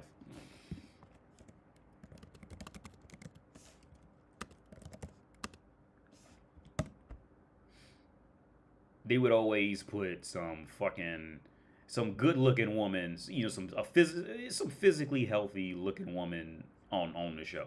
They would never, like, they very rarely put like just some old woman or some like regular old woman, unless she was like the maid or some shit like that, right? Yeah, see, this just don't make the cut. You know what even hurts more is like after you see like, I'm trying to find, I don't know how to find Melissa Fox. After you see like an attractive woman, then you just see this shit. Like it hurt, like that shit digs in even hard. It's like, damn, it hits harder.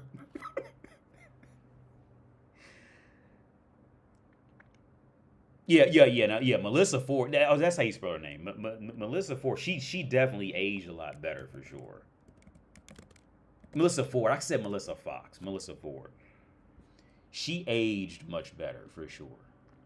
She did. Melissa Fox aged a whole lot better than Vivica did. Well, also, how is she? I think she's 50.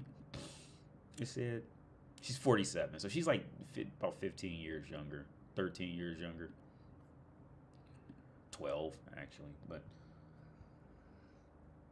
But yeah, this is done, dude. Like, this is complete delusion territory now. During her appearance on Today with Hoda and Jenna, Fox also opened about her upcoming 60th birthday. You know, I used to go to Jamaica every year because my brother Marvin is born on the same day. It's fun. We party. We do a whole weekend in Jamaica. Usually have a great time. That's cool. She said, this one is going to be different for me. So I'm probably going to do more intimate things like a party in LA with my girlfriend. We're going to do something because my mother's getting older in Indianapolis so that she gets to party with her kids. That's cool. And then I'm coming back. My treat to myself is coming back to the U.S., open again, and hopefully Coco, where it is, wins again. There's nothing wrong with that. When asked by Hoda, who is this? Hoda. Oh, okay. I never knew her name. Okay, I know who that is now. As about Hoda turned 60, she says, well, I'm not going to lie. My knees someday are like, let's get a little bit of help here, some shorts or something, but I'm comfortable with my skin, and the skin I'm in.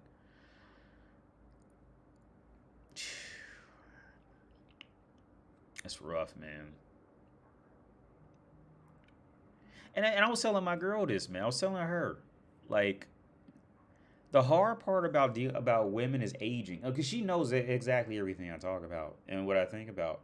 I said, like, the problem is women when they start to age.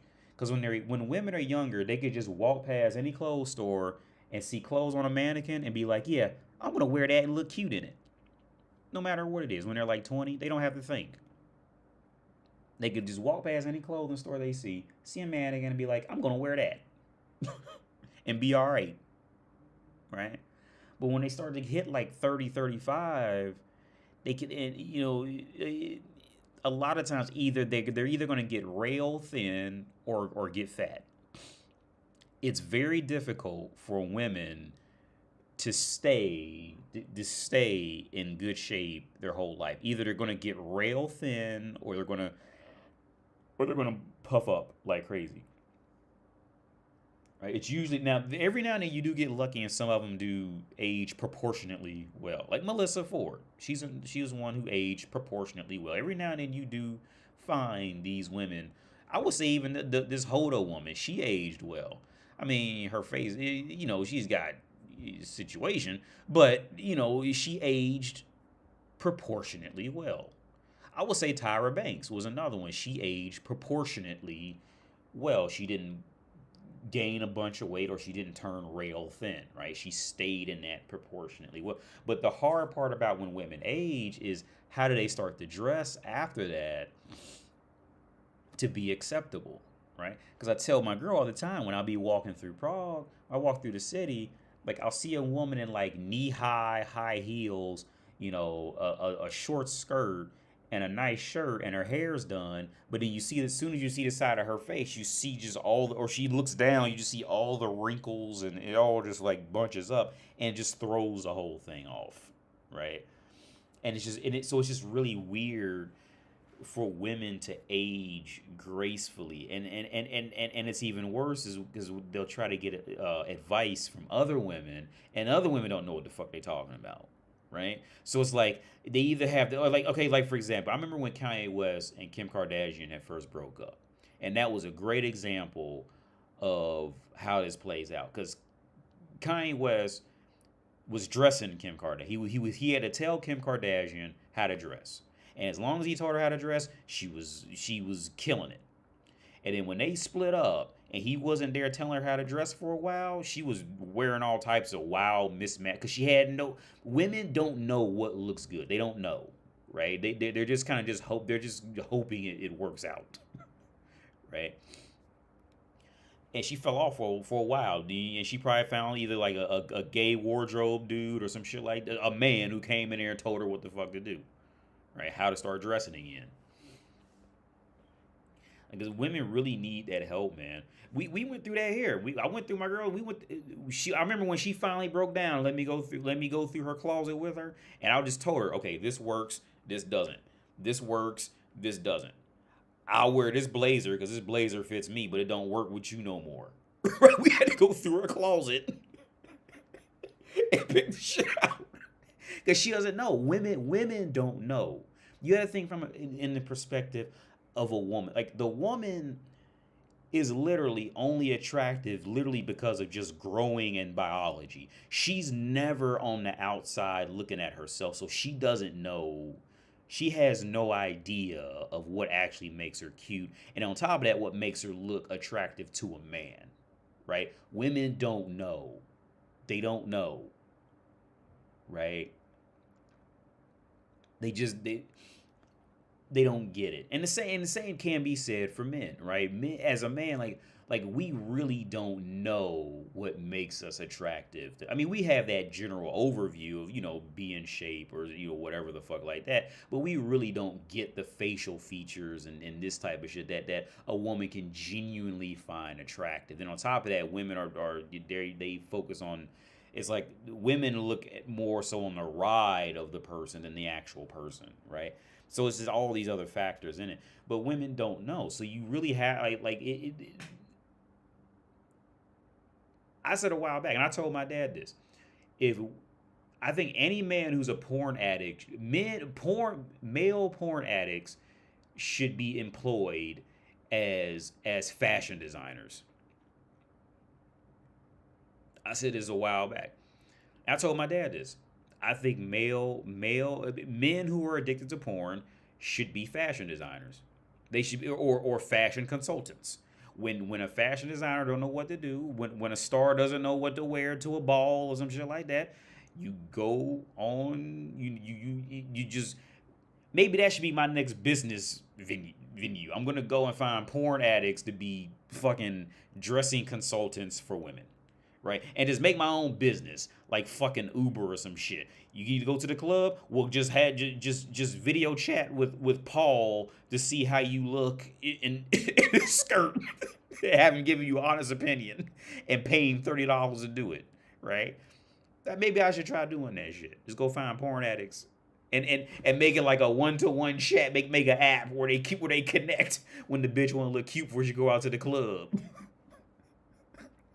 And just have her stand up and be like, do I look cute in this? And she'll try to stand and shit like that. And dude just be like, no. Right? Or just give like an X mark or a thumbs up. Right? And then be real. And that'll be it. Right? It's unconventional, but I think it would work.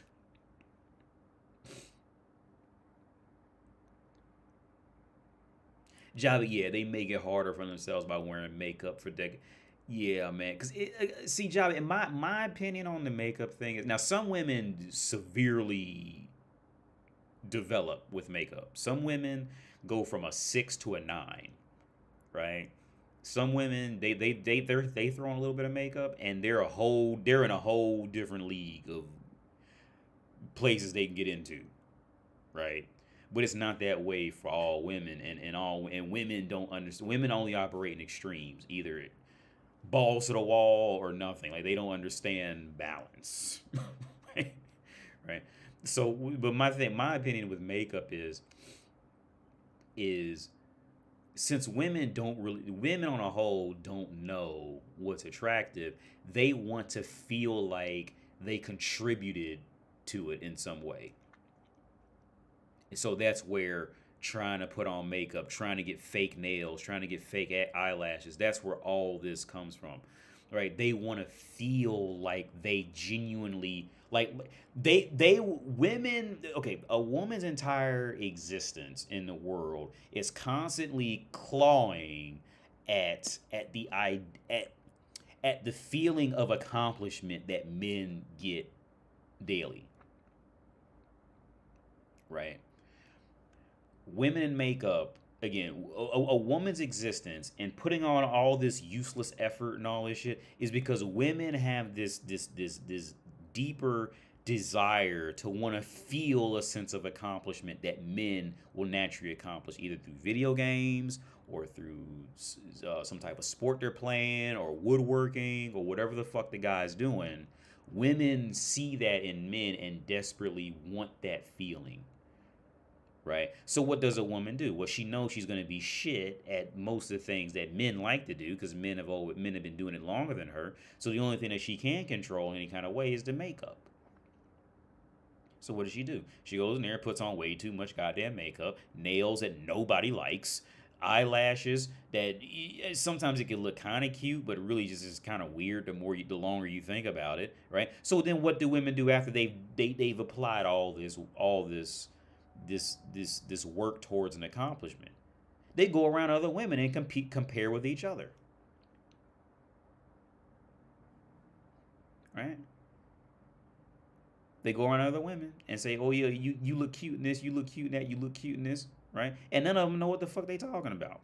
They all just making this shit up. Right? None of them. Because all it takes is one guy to come in the room and be like, yeah, no, you don't look good. You look all right. You look amazing. Don't ever wear that dress again. It takes one guy to come here and do it. I just see one thing where guys rearrange women on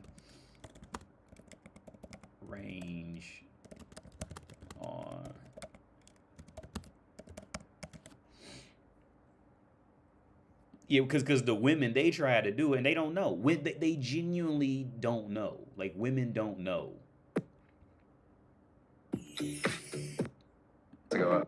I'll probably get copyrighted for this, but fuck it. Oh, this ain't the one I was even talking about. It was one that had like fat bitches in it. It had a fat bitch and like everybody liked the Asian girl the most. Let me see if I can find it.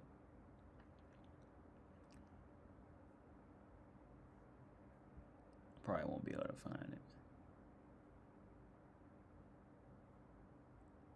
Yeah. And here's the thing. Usually when they do this, separate from like our physical attributes. Yeah. Actually, let's be positive. We're gonna move up. We're only moving up. This is very depressing. We're staying where we are and moving up. So in 5th, we have Mercedes. This way? What? The boobs were not working that much. Wait, hang on. Fifth? Most least, okay. What? The boobs were not working that much. With 11 points. In 4th, Victoria with 13 points. 3rd, we have Zainab with 15 points. Okay. In 2nd, Jordan, 17 points. And in 1st, Charlie with 19 points. Slay. That's crazy. Do you guys have anything to say for yourselves? I think we all have very different types, both physically and vibe-wise. So it's just, that makes sense. Way different than Yeah, what I thought was good. this isn't the best example because they're all like hot. They're all good looking in their own way. This wasn't a good one. I was looking for the one that had it was like a fat girl in it, and like a couple hot ones and a couple average ones, and they were just all over the place and where they thought it. This isn't a good example because all these women are okay. None of these women will go out to a club and have a problem getting a guy. Well, in the U.S., no women go have a problem doing that. But all of these women could come to Prague and be all right. I don't really care for the one on the one on the left. I just don't like the way her tits. This is really a shitty reason. I just don't like the way her tits look. I just don't like tits that like go that low down. I just never liked that. And it's really not a good reason for me not to like her outside of that. Because I don't like that super superficial shit. But I like the blonde girl the best. Between the blonde and the tall Asian girl. Depending on how I'm feeling that day. I would either go with the blonde or the tall Asian girl. But that's just me. I'm not saying I'm right. But this wasn't the best test.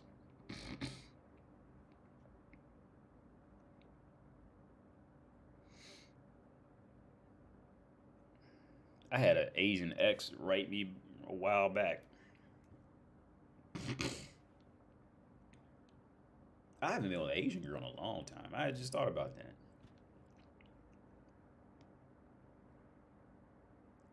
Asian girls are a weird thing, man, because like you would think it's just that rumor that Asian women are like super submissive and all that. Like that is a rumor that they know, by the way.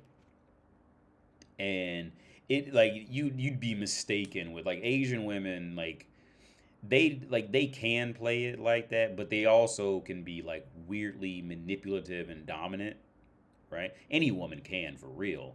But it really is something different with Asian girls, from my experiences with them. Like, I would put Asian girls almost in the same boat, not kind of in the same boat with Russian women, in the sense of like they really have more independent, like it's in their nature to be independent with a partner kind of thing, even if they're just living off the partner. Like they still have a sense of independent type of thing about them, and it's really something that is just in their kind of. Now with the gold digging part and all that's a whole different realm, I would say, but that's just a general situation. Grave rape. Hey D, can you explain what it means when a woman is only happy unless she's yeah, a woman is only happy unless a woman is only happy. Okay, I tell my dad this too. A happy woman is a miserable woman, and a miserable woman is a happy woman, right? I tell him that too. A happy woman is a miserable woman, and a miserable woman is a happy woman. Meaning, from a guy's perspective. And okay, so real quick, this was another area when me and my girl we had a argument / debate in the kitchen while she was cooking dinner one night, and I was trying to tell her, like, see, like there are a lot of American guys, especially a lot of Westerner guys, were really sold this fairy tale shit of how to get a woman, right, and how to keep her happy. And I was trying to explain to her what, and then she goes, well, yeah, well, women want a fairy tale too. She was saying women want fairy tales. It's not just guys; women want it. So I had to explain to her the difference between what a woman calls a fairy tale and what a man calls a fairy tale, right? A woman calls a fairy tale. Okay, when a woman says fairy tale, she means she wants to go on an emotional ride of ups and downs with somebody. And it's ups and downs and surprises, right? That is a woman's fairy tale. Now, from a guy's perspective of giving a woman a fairy tale is earning a lot of money so he can take her out, feed her expensive foods, dress her up in expensive clothes, put her in an expensive house, have her in expensive cars, always be happy around her, always be in a good mood with her, always be able to laugh and joke with her, always be able to, always happy, this and that. And the woman does not want just that all the time. Right? These are the differences. So so now to touch on the miserable part, women need that bit of being miserable, right? Because women like to sit down and think about their emotions and feelings about it and how it might make you feel, how does it make them. Women like to go. I was just talking to my dad earlier today, and I said, when I work with women clients, I was talking to my dad earlier today, and I'll be completely honest about what I talked about. And why I've been slowing down working with people like one-on-one is because the difference between men and women when you work with them behind closed doors, like in professions like mine, right, where I'm talking to them about their life problems, right? You would think it'd be the other way around, but this is how the world works with men and women. Everything's completely backwards. Well, in social terms, women like to hear brutal. Women like to be hurt. They like to hear brutal honesty. They really do like it. Even when they show the emotion that they don't like it, like they like to go sit down, think about it later, whatever, and then fall in love with you about it. Right? See, every woman who called into Kevin Samuels fell in love with Kevin Samuels. Especially, and the worse it got on YouTube, the more that woman fell in love with him. Women like that shit. They like that. Now, the reality of it is, women like to be hurt. Men really don't like to be hurt. Men really don't like. And here's the thing: you would think, and society would have you believe it's really the opposite. Society would have you believe that men actually like to be hurt socially, and women don't. Women have to be treated as perfect angels and all that. And in reality, it's completely the other way, right? Women like to hear brutal honesty. Women just they do. They like it. It's what keeps their mind working. It's what keeps them busy. It's what keeps them thinking. Is that if you have to, and I told her, I remember she was reaching in the cabinet when I told her this exact line. You have to be at least a little bit miserable with me. That's what's keeping you here. While she's cooking my food, by the way. That's what's keeping you here. Right? So, and she doesn't want to agree with me on these topics, but I always have to keep going. I said, like, why are you still here then? She doesn't want to agree with me because it just hurts to acknowledge this reality, but she has to end up agreeing with me in the end. Because like I told her, look, there's some dude right now who you can text or call right now, and he would treat you like he would worship the ground you walked on, and you know there's a guy who would do that right now. But you sitting here with me cooking my food in the kitchen while I'm telling you that you like to be miserable, right? And it has nothing to do with the baby. We always had these conversations, right? Nothing like she's stuck with a baby or anything like that. She's always known my YouTube channel. Right? See, this whole, like, you got to treat women pleasantly and fair. Look, the only time, and any woman I've ever told this to has always asked your mother, your aunt, ask your mother, your aunt, your sister, your wife, your girlfriend, ask any adult woman in your life, preferably, if this is true. One, okay, a woman's mind has to stay thinking to stay with a man. And it's usually not going to be from being treated well. One. Two, I keep losing my train, the main area that I wanted to touch on. Fuck, what was it? Let me recoup my thoughts.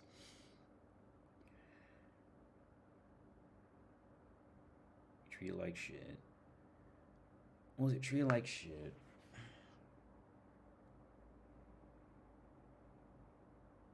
I can't think of the main one I really want you to ask any woman in your life about it. Fuck, I lost my train of thought.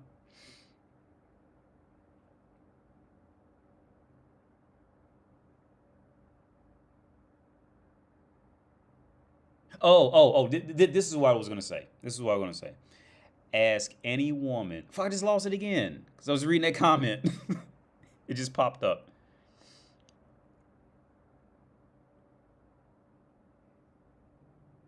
Fuck.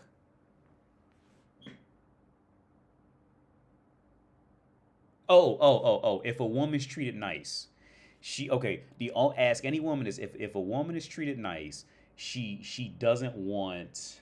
I keep losing my fucking train of thought. I gotta close my eyes. Oh, the only time a woman the only time a woman truly wants to be treated nice is because the world punched her in the face. The only time you walk up to a woman and be like, "Hi, I just think you're so beautiful and I want your number." And then after you get her number, you text her, "Hey, beautiful, how's it going?" She goes, "Hey, I'm fine. Hey, I really liked how we talked. I liked the vibe we had last week, blah, blah. What do you say we go out for a coffee next Thursday?" And she goes, "Yeah, that's fine." And then you go out to the coffee, "Hey, yeah, I'm going to pay for everything because I just really like you. I'm really into you and I like you." He goes, "Oh, yes, that's great." The only time those scenarios it works out like that, is when another man just got wrecked her self-esteem, or her self-esteem was wrecked, and she's using that guy as a rebound, right?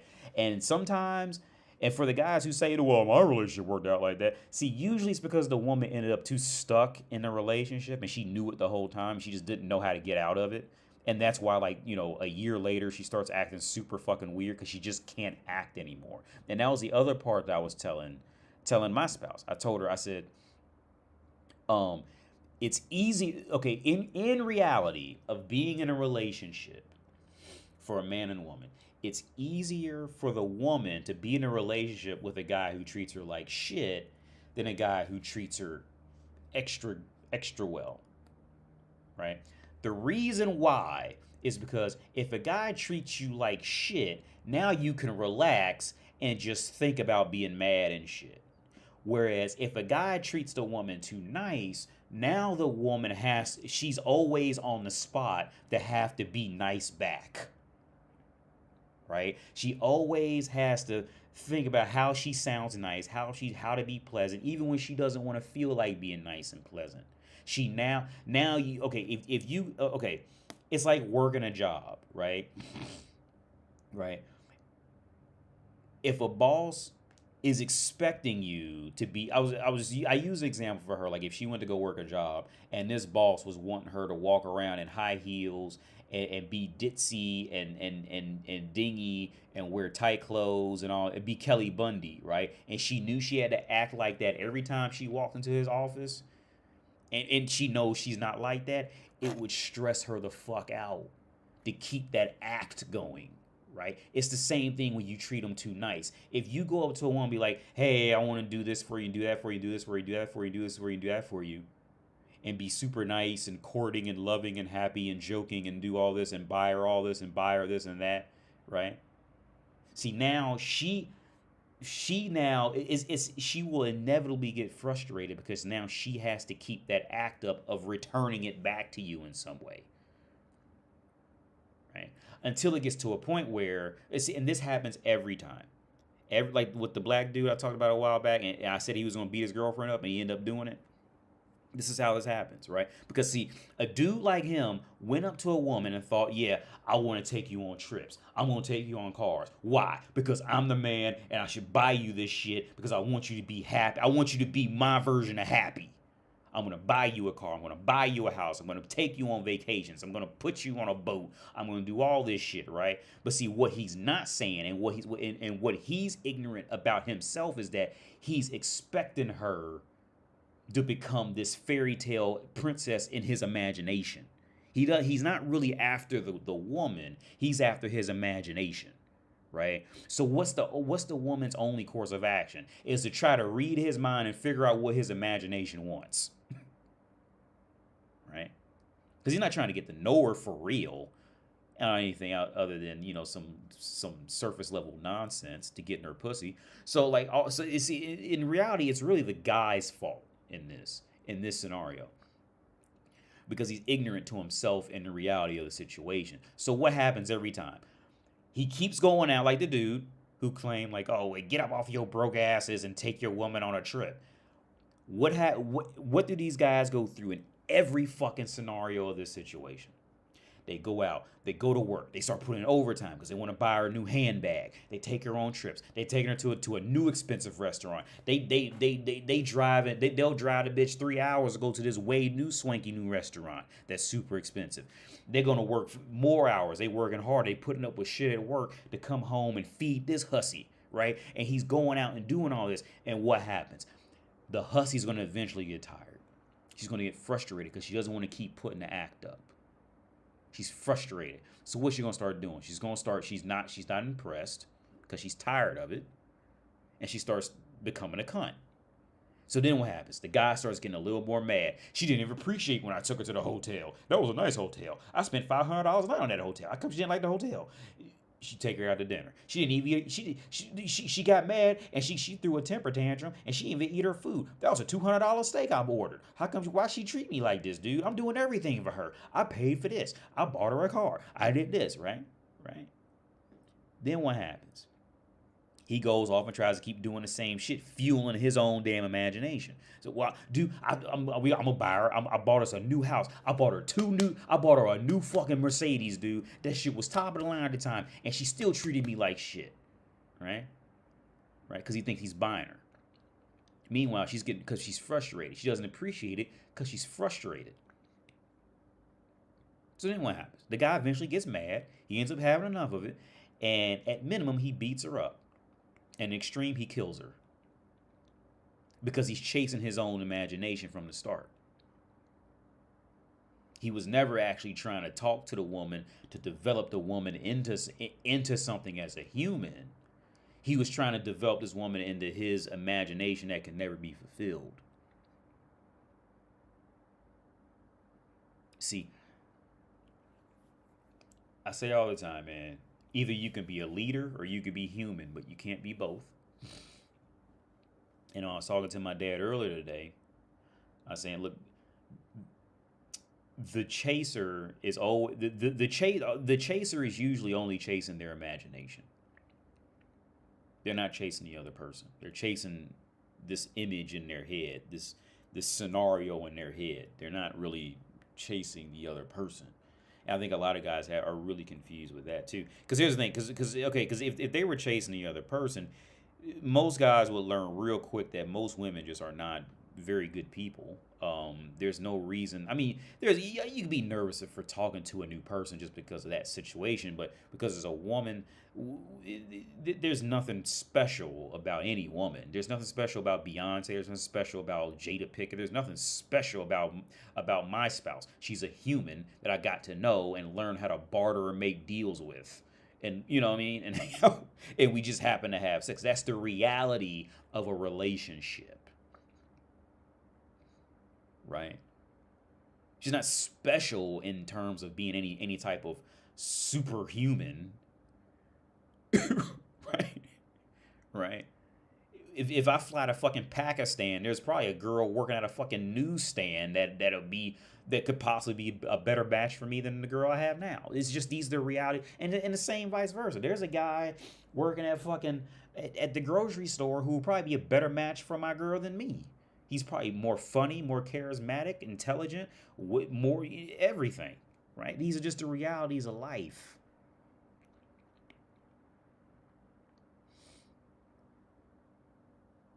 These are just the realities of life, man.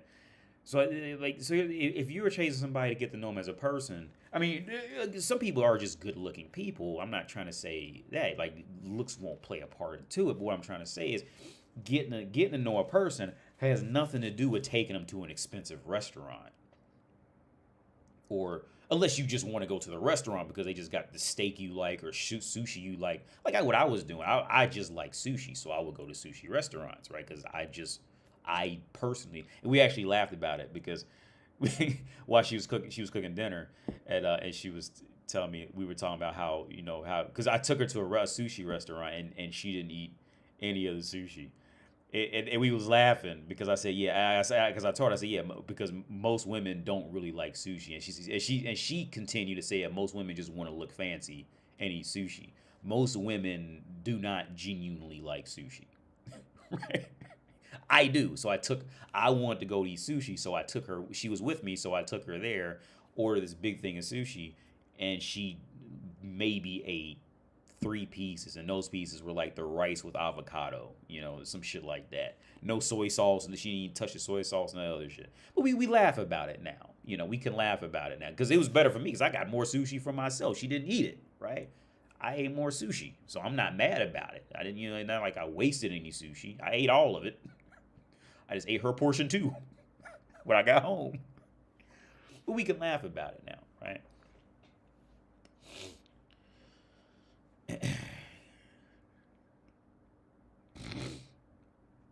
But yeah, the whole thing of getting to know a woman can be also very difficult because most women just don't know how to talk at all because they're afraid. Because here's the thing: is when you go ask for a woman for a date, like she knows that you like the way she looks. So the biggest issue for a woman in the getting to know her phase is she knows that you're there because of how she looks. Because she didn't say much to you in most cases, right? So the reason why most women will usually not talk very much on the first date, especially if she kind of likes you for whatever reason, is because she's afraid of breaking that illusion from you liking her because of what she looks like. That's why she's not going to talk much. She doesn't want to break that because that's all she has in the game is you wanting to fuck her. Because there's a very little chance that the woman came out and genuinely said anything of any value in the process of you liking her. Very low chance. It does happen, but it's a very low chance. She knows that you looked at her and want to fuck her. So if you end up going on a date with her, the reason why most women usually don't try to say anything too in-depth or anything too polarizing is because she doesn't want to break that illusion. Even if she grows to not like you. Like, she wants to know that some guy out there does like her and will pay for her shit, but she also doesn't. But ultimately, she doesn't want to break that illusion. Japanese girls make good sushi. Charles Manson died married to a free woman, even though he treated women like shit. Meanwhile, the average dude can't get a date. Oh man, look, here's the thing. Every weird, crazy cult owner dude or any felon, these guys, I told her in the kitchen. I said, look, every felon has a fucking girlfriend, dude. Or he has a woman somewhere. Every dude who's been to prison has a woman somewhere. Who are the guys who always have trouble? It's always the guys who are flying way too straight. Those are always the ones with the major problems. Those are always the ones. It's always them. It's always the guys like that who are singing love songs and, it's always that.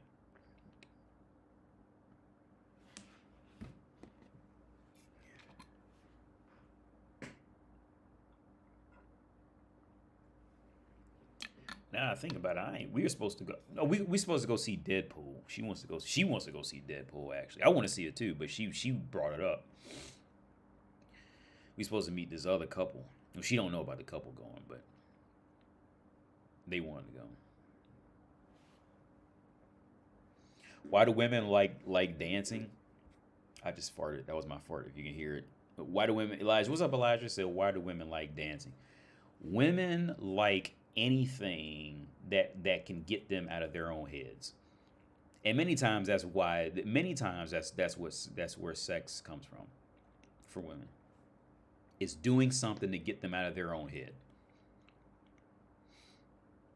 Just anything that can be like different, wild, or what they can conceive as crazy. Anything that can get them out of their own head, they'll like to do it. Especially if they figure it's socially acceptable for them to do it. This is why the whole concept of women in video games. The only reason why women claim they don't like video games is because they think rich men don't like video games. That's why. the majority of them will go that route. Now, some of them will finally cave in and admit they like video games once they realize they can't get into that room with rich men, kind of thing. But yeah. But dancing, I'd say dancing fits getting throat fucked for women, or anal, or something like these things, right? I'd say dancing fits into that realm. It's not really so much about the sexual act. It's more about the shock and getting her out of her own head, of her own thinking, and doing something ridiculous that she would consider ridiculous.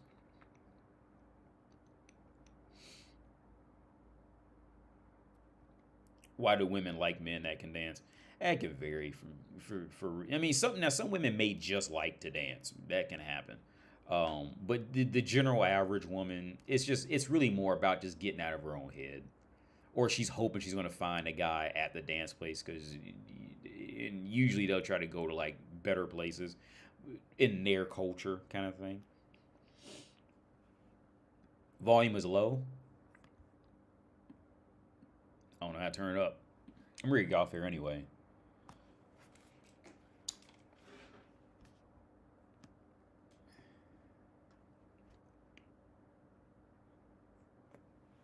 See, I can find a setting, because I'm on MacBook Air microphone, but it's up as high as it can go.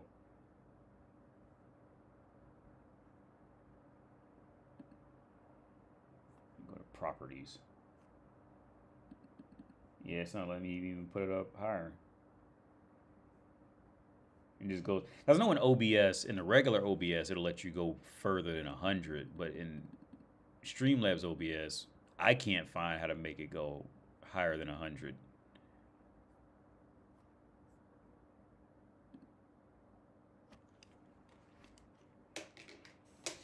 How do I add to the beer money from my Android phone? I can't find the mechanism. I can find the mechanism.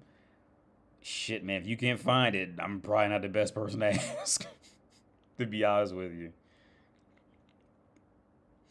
Oh, it's probably me, Oliver. I'm not saying it's you. It's probably me, man. It's probably some setting I probably fucked up. Because I got this fan on next to me, so maybe it's like trying to like dim that out while I'm talking over it. I don't know. But yeah, look, your guess is going to be as good as mine to do this. Something popped up 2 hours ago, but it's not showing me.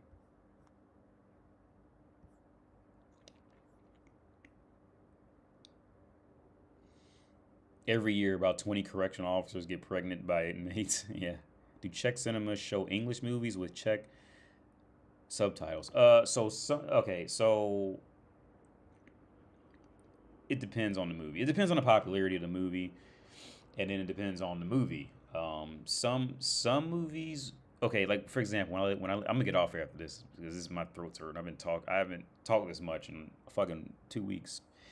But so real quick, so when I lived in Chescalipa, that was when Avengers: Infinity War came out. And I went to the theaters to see it, and it was like an old theater too. It was like pretty much like it was almost like just like a big ass TV kind of thing. It was really weird, but but it was cool when you watched it.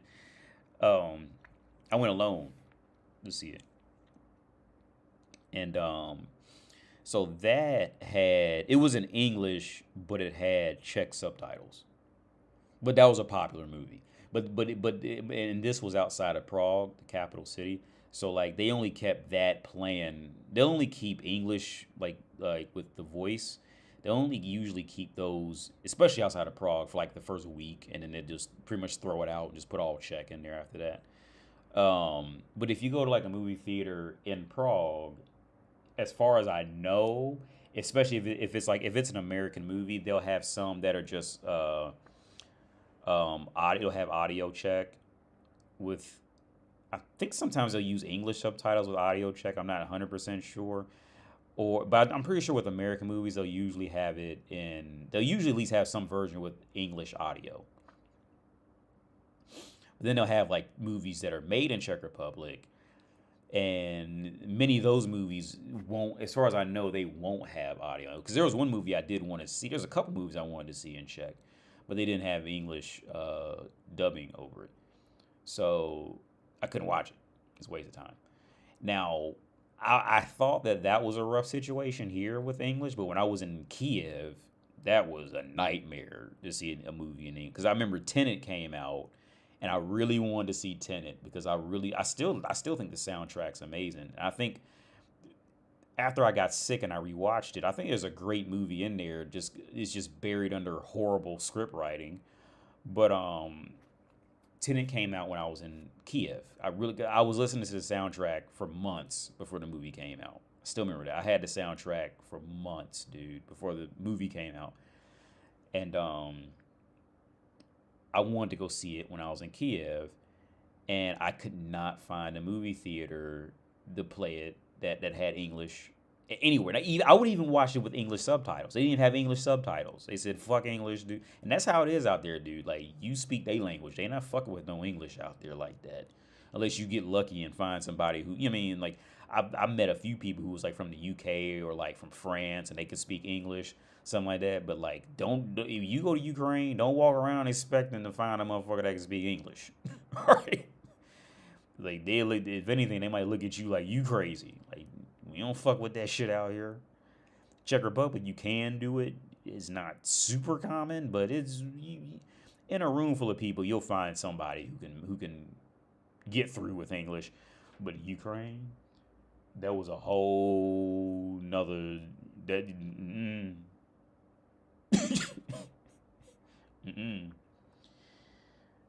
I couldn't find a movie theater to play it in English.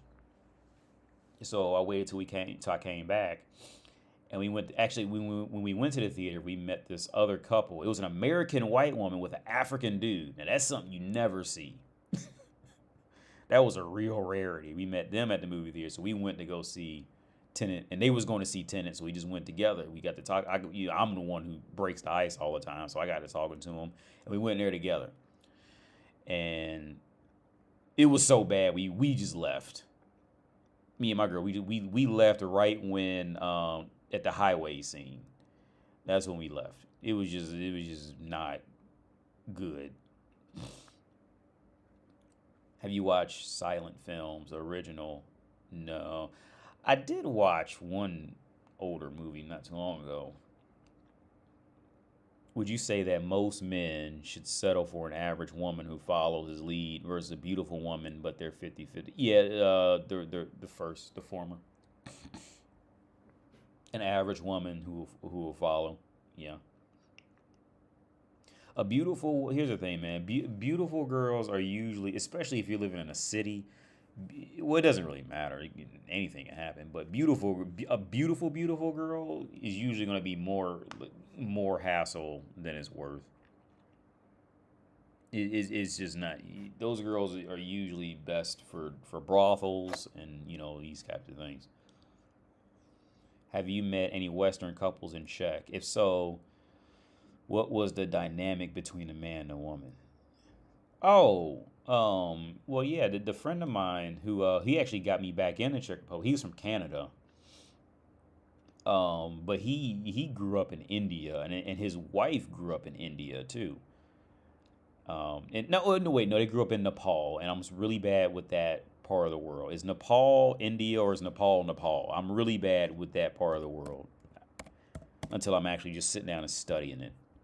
They grew up in Nepal.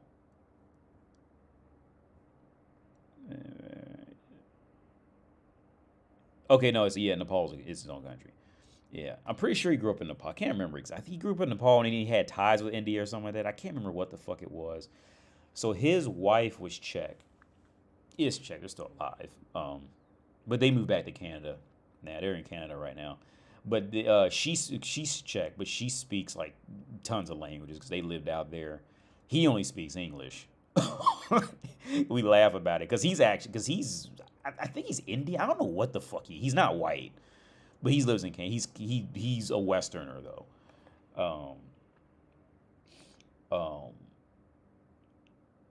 It was pretty much identical to me and my spouse. Like, even with like the little jokes and all the thing, like it was pretty much the same thing. Like she was feminine, she was soft spoken. Like if we go out to like a grocery store and I see somebody I know, and I'm with with my spouse, like she's a feminine. Like here's the thing, man. Like she's just feminine, and like Western women are just not feminine. They've lost. It's like the Western woman sees femininity as a job, unless she's drop dead gorgeous.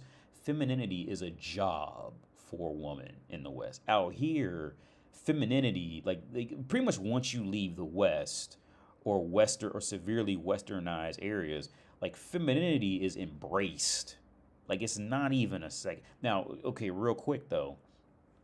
This girl was still feminine, but she was a cunt. I was at the bus stop waiting to get back because the way you go to the grocery store here, it was just easier to ride the bus back because I wouldn't have to take the stairs from riding a train. And it's this bus that like just literally goes right down the street back down here. So I was waiting on this bus outside the grocery store. And there, it was this dude with his girlfriend, right? And the dude, he wasn't Czech. I don't know what he was, but he wasn't Czech. He was a brown dude. And he was with what I'm thinking is his girlfriend, right? And she was a cute girl. And the way and this is rare. You don't see this much out in these neck of the woods, right? She was like talking to him so wild for this culture. Like, dude, like I wanted to go up there and slap the bitch and then be ready to fight him for trying to protect her because of how she was talking to him, right? She was on some old, just stop talking about it. And he was like, oh, well, I just wanted to tell you. And it was like some old, like, it was some Twilight Zone shit. Because out here, that shit doesn't happen out here, dude. You don't see women being like that. That shit don't happen. So for me, that was like some Twilight Zone. Like, where am I? Am I? Again. Because I had my son with me, and I wanted to go over there and smack the bitch just because she was talking like that to him, right, in public, type of shit. That doesn't happen out here, and to be fair, like, in America, it probably would have just been a normal thing. Like the few times I stumble across an American woman out here, they're usually okay. Either they have this aggressive testosterone build to them, or they're just like. They're not feminine. They're not feminine. Okay, another example was, actually, this was earlier that day. I was with my son. I was walking down this back area, and it was these two women with these kids from a school, right? And they're Czech kids, right? And I overhear one of the girls talking. There was two of them. One was taller and pale. Another one was like clearly feminine. She was actually, I think she was pretty hot actually, and hear him talking, and she's speaking like American English. So I yell over. I say, "Hey, where are you from?" She goes like, "I'm from like Oklahoma or some shit like that." But the only reason I even asked her that was because I seen she was with the kids, so I was asking them. The only reason I even talked to them was to see if they knew of a good English school in this area that I may not know about, right? And she was cool. She wasn't like, cunty or anything like that. But she was just like that goofy, oh, hey, like this there's this new type of breed of Western woman that they're trying to pass off as cool, but it's really just kind of awkward. Now, as an example, if you have spare time, if you want to know what I'm talking about, if you have Netflix, hear me out on this. If you have Netflix, the Magic School Bus just came back out on Netflix. And come on. There we go. Back live. It's going to play all that it missed. Okay, yeah. Back live. Okay, yeah. So after I played the Magic School Bus, Miss Frizzle wasn't there. It was like, I guess like her little cousin or niece or some shit. She's now the Magic School Bus lady. How she acts is what I'm talking about. Like women, from what I'm seeing, like Western media is starting to pump out white women who thinks it's cute and cool to play this like weird like mixture of like Seth Rogen mixed with like Ellen DeGeneres. It is like it's really weird. Like I don't know how this is muted because like it's like they've been watching too much Instagram and now they're trying to all be like female comedians. So it's like a little bit of butchness that has to go, like a little bit of like this kind of like this Sarah Silverman type of Ellen DeGeneres mixed with Seth Rogen type of like butchness to it. Because the thing was when I spoke to her, the girl with the kids, and it was a Czech woman who could speak English. The Czech woman was flat out feminine, dude. She had her hair straight, combed. She was wearing a dress. She was walking with her shoulders back. You know what I mean? And had her hands like this and doing this. And the American bitch is all lanky. Oh, hi. Well, yeah, I'm from Oklahoma. Doing all this shit. Just like, oof. How did you, like it was just two whole women. Okay, because my spouse is feminine. She's feminine. My spouse is as white and as feminine as it gets, dude. We just had a talk a few days ago. She said, yeah, even if I had tools, I wouldn't even know how to use them. She flat out tells me anything. Like she doesn't know how to fix anything. She doesn't know nothing. My spouse is as feminine and as white as it gets, dude. She's tanned a little bit now, but she's usually pale white. She's feminine. She cooks. She cleans. She likes to iron. She genuinely, I've never told her. I've asked her to cook something because she cooks it better than I do, but I've never told her to cook anything, right? Never told her to cook or clean, none of this shit. Then that American girl, the one that's trying to be like Seth Rogen mixed with Ellen DeGeneres, she's the one who, look, Ari, I'm not even counting on her knowing how to turn a washing machine on. Just stay the hell away from me. But it's really weird. It's really weird to see that. And the moral of the story is it's weird to see like those two exact demographics stand side by side. It's just is extremely weird to see it. And here's the thing: even if the Czech girl wasn't hot, like the Czech women, for the most part, are going to be feminine. Yeah, there's always going to be a percentage, but for the most part, you know, a percentage who's not going to be feminine. But for the most part, femininity is embraced. Where in America, femininity has been turned into being seen as being weak and subservient and all, and that's where American women are just, Western women are just completely lost. Like the friend of mine I was talking about earlier, who was from Nepal, his wife is Czech and she acts like a Czech woman. She's quiet, she's soft spoken, she's not trying to talk over anybody or carry a conversation. Like I said a long time ago, whenever I always bump into Australian people. Weirdly. And every time I travel, I always bump into people from Australia. And a lot of times it's couples. And every single time, I'll go and kind of talk to the guy. And then the woman will come in and talk completely over the dude. And then the dude just doesn't even talk anymore. He's just kind of like standing there just lost. Like, and the woman has completely taken over the entire conversation. Right?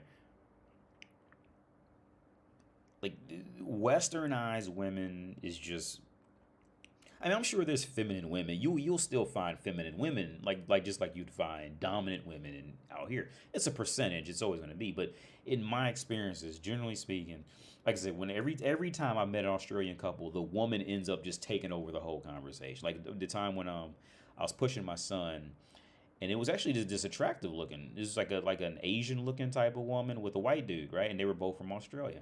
I get to talking to the dude first, and then she comes in and just takes over the whole conversation as we walk all the way down the street. The dude didn't even talk anymore the whole way down the street because she just came in and just dominated. Now, a Czech woman would never do that. A Czech woman wouldn't even speak unless spoken to, unless it was something came up. A Czech woman would not speak unless she was spoken to, unless there was like something that came up, right? And I'm not saying this in terms of like trying to like enslave the woman. It's just how this shit's gonna. It's just the nature of the flow of the conversation, right? And how the conversation originated, right? Did this conversation have anything to do with Sarah? No. Then shut the fuck up unless you got something to say.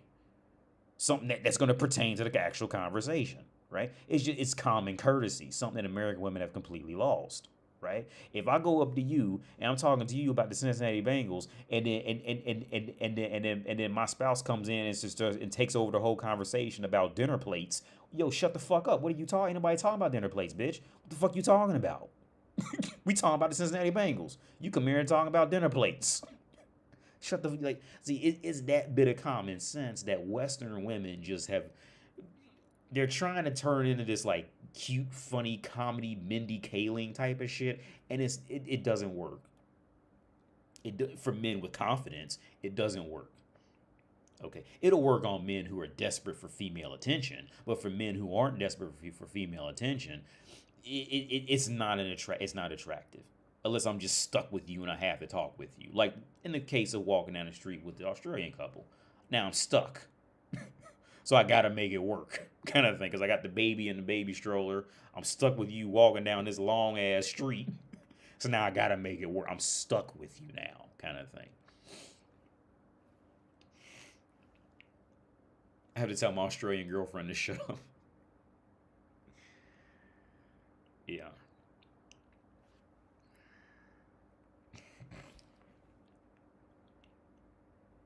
Oh yeah, the new Magic School Bus is it's that modern fucking. It's just I don't even know what to call it.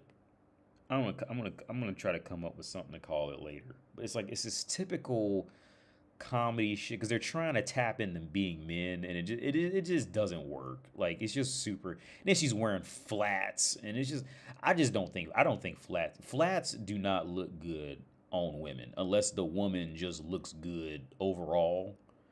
Flats on women are like cargo pants on men. How women don't like cargo pants on men, that's what flats are on women. Flats don't look good, and they trying to normalize it and all this shit. No, flats just do not. Flats don't look good unless the only time flats look good on a woman is if the woman just overall looks good and she just happens to be wearing flats. Outside of that, flats don't. Just any woman who owns a pair of flats, throw them in the fucking trash can because they don't look good. Okay, just find a nearest dumpster and just say "Das Vidania," and just it's over. Then you stop selling them on a whole. I think every flat salesman should just burn a store up and just forget they ever existed. Because they don't look good. They just don't look good. Again, unless the woman just looks good overall and she just happens to be wearing flats, then that can work. But if the woman has any hint of not reaching a certain level of physical attraction, then it's just gone.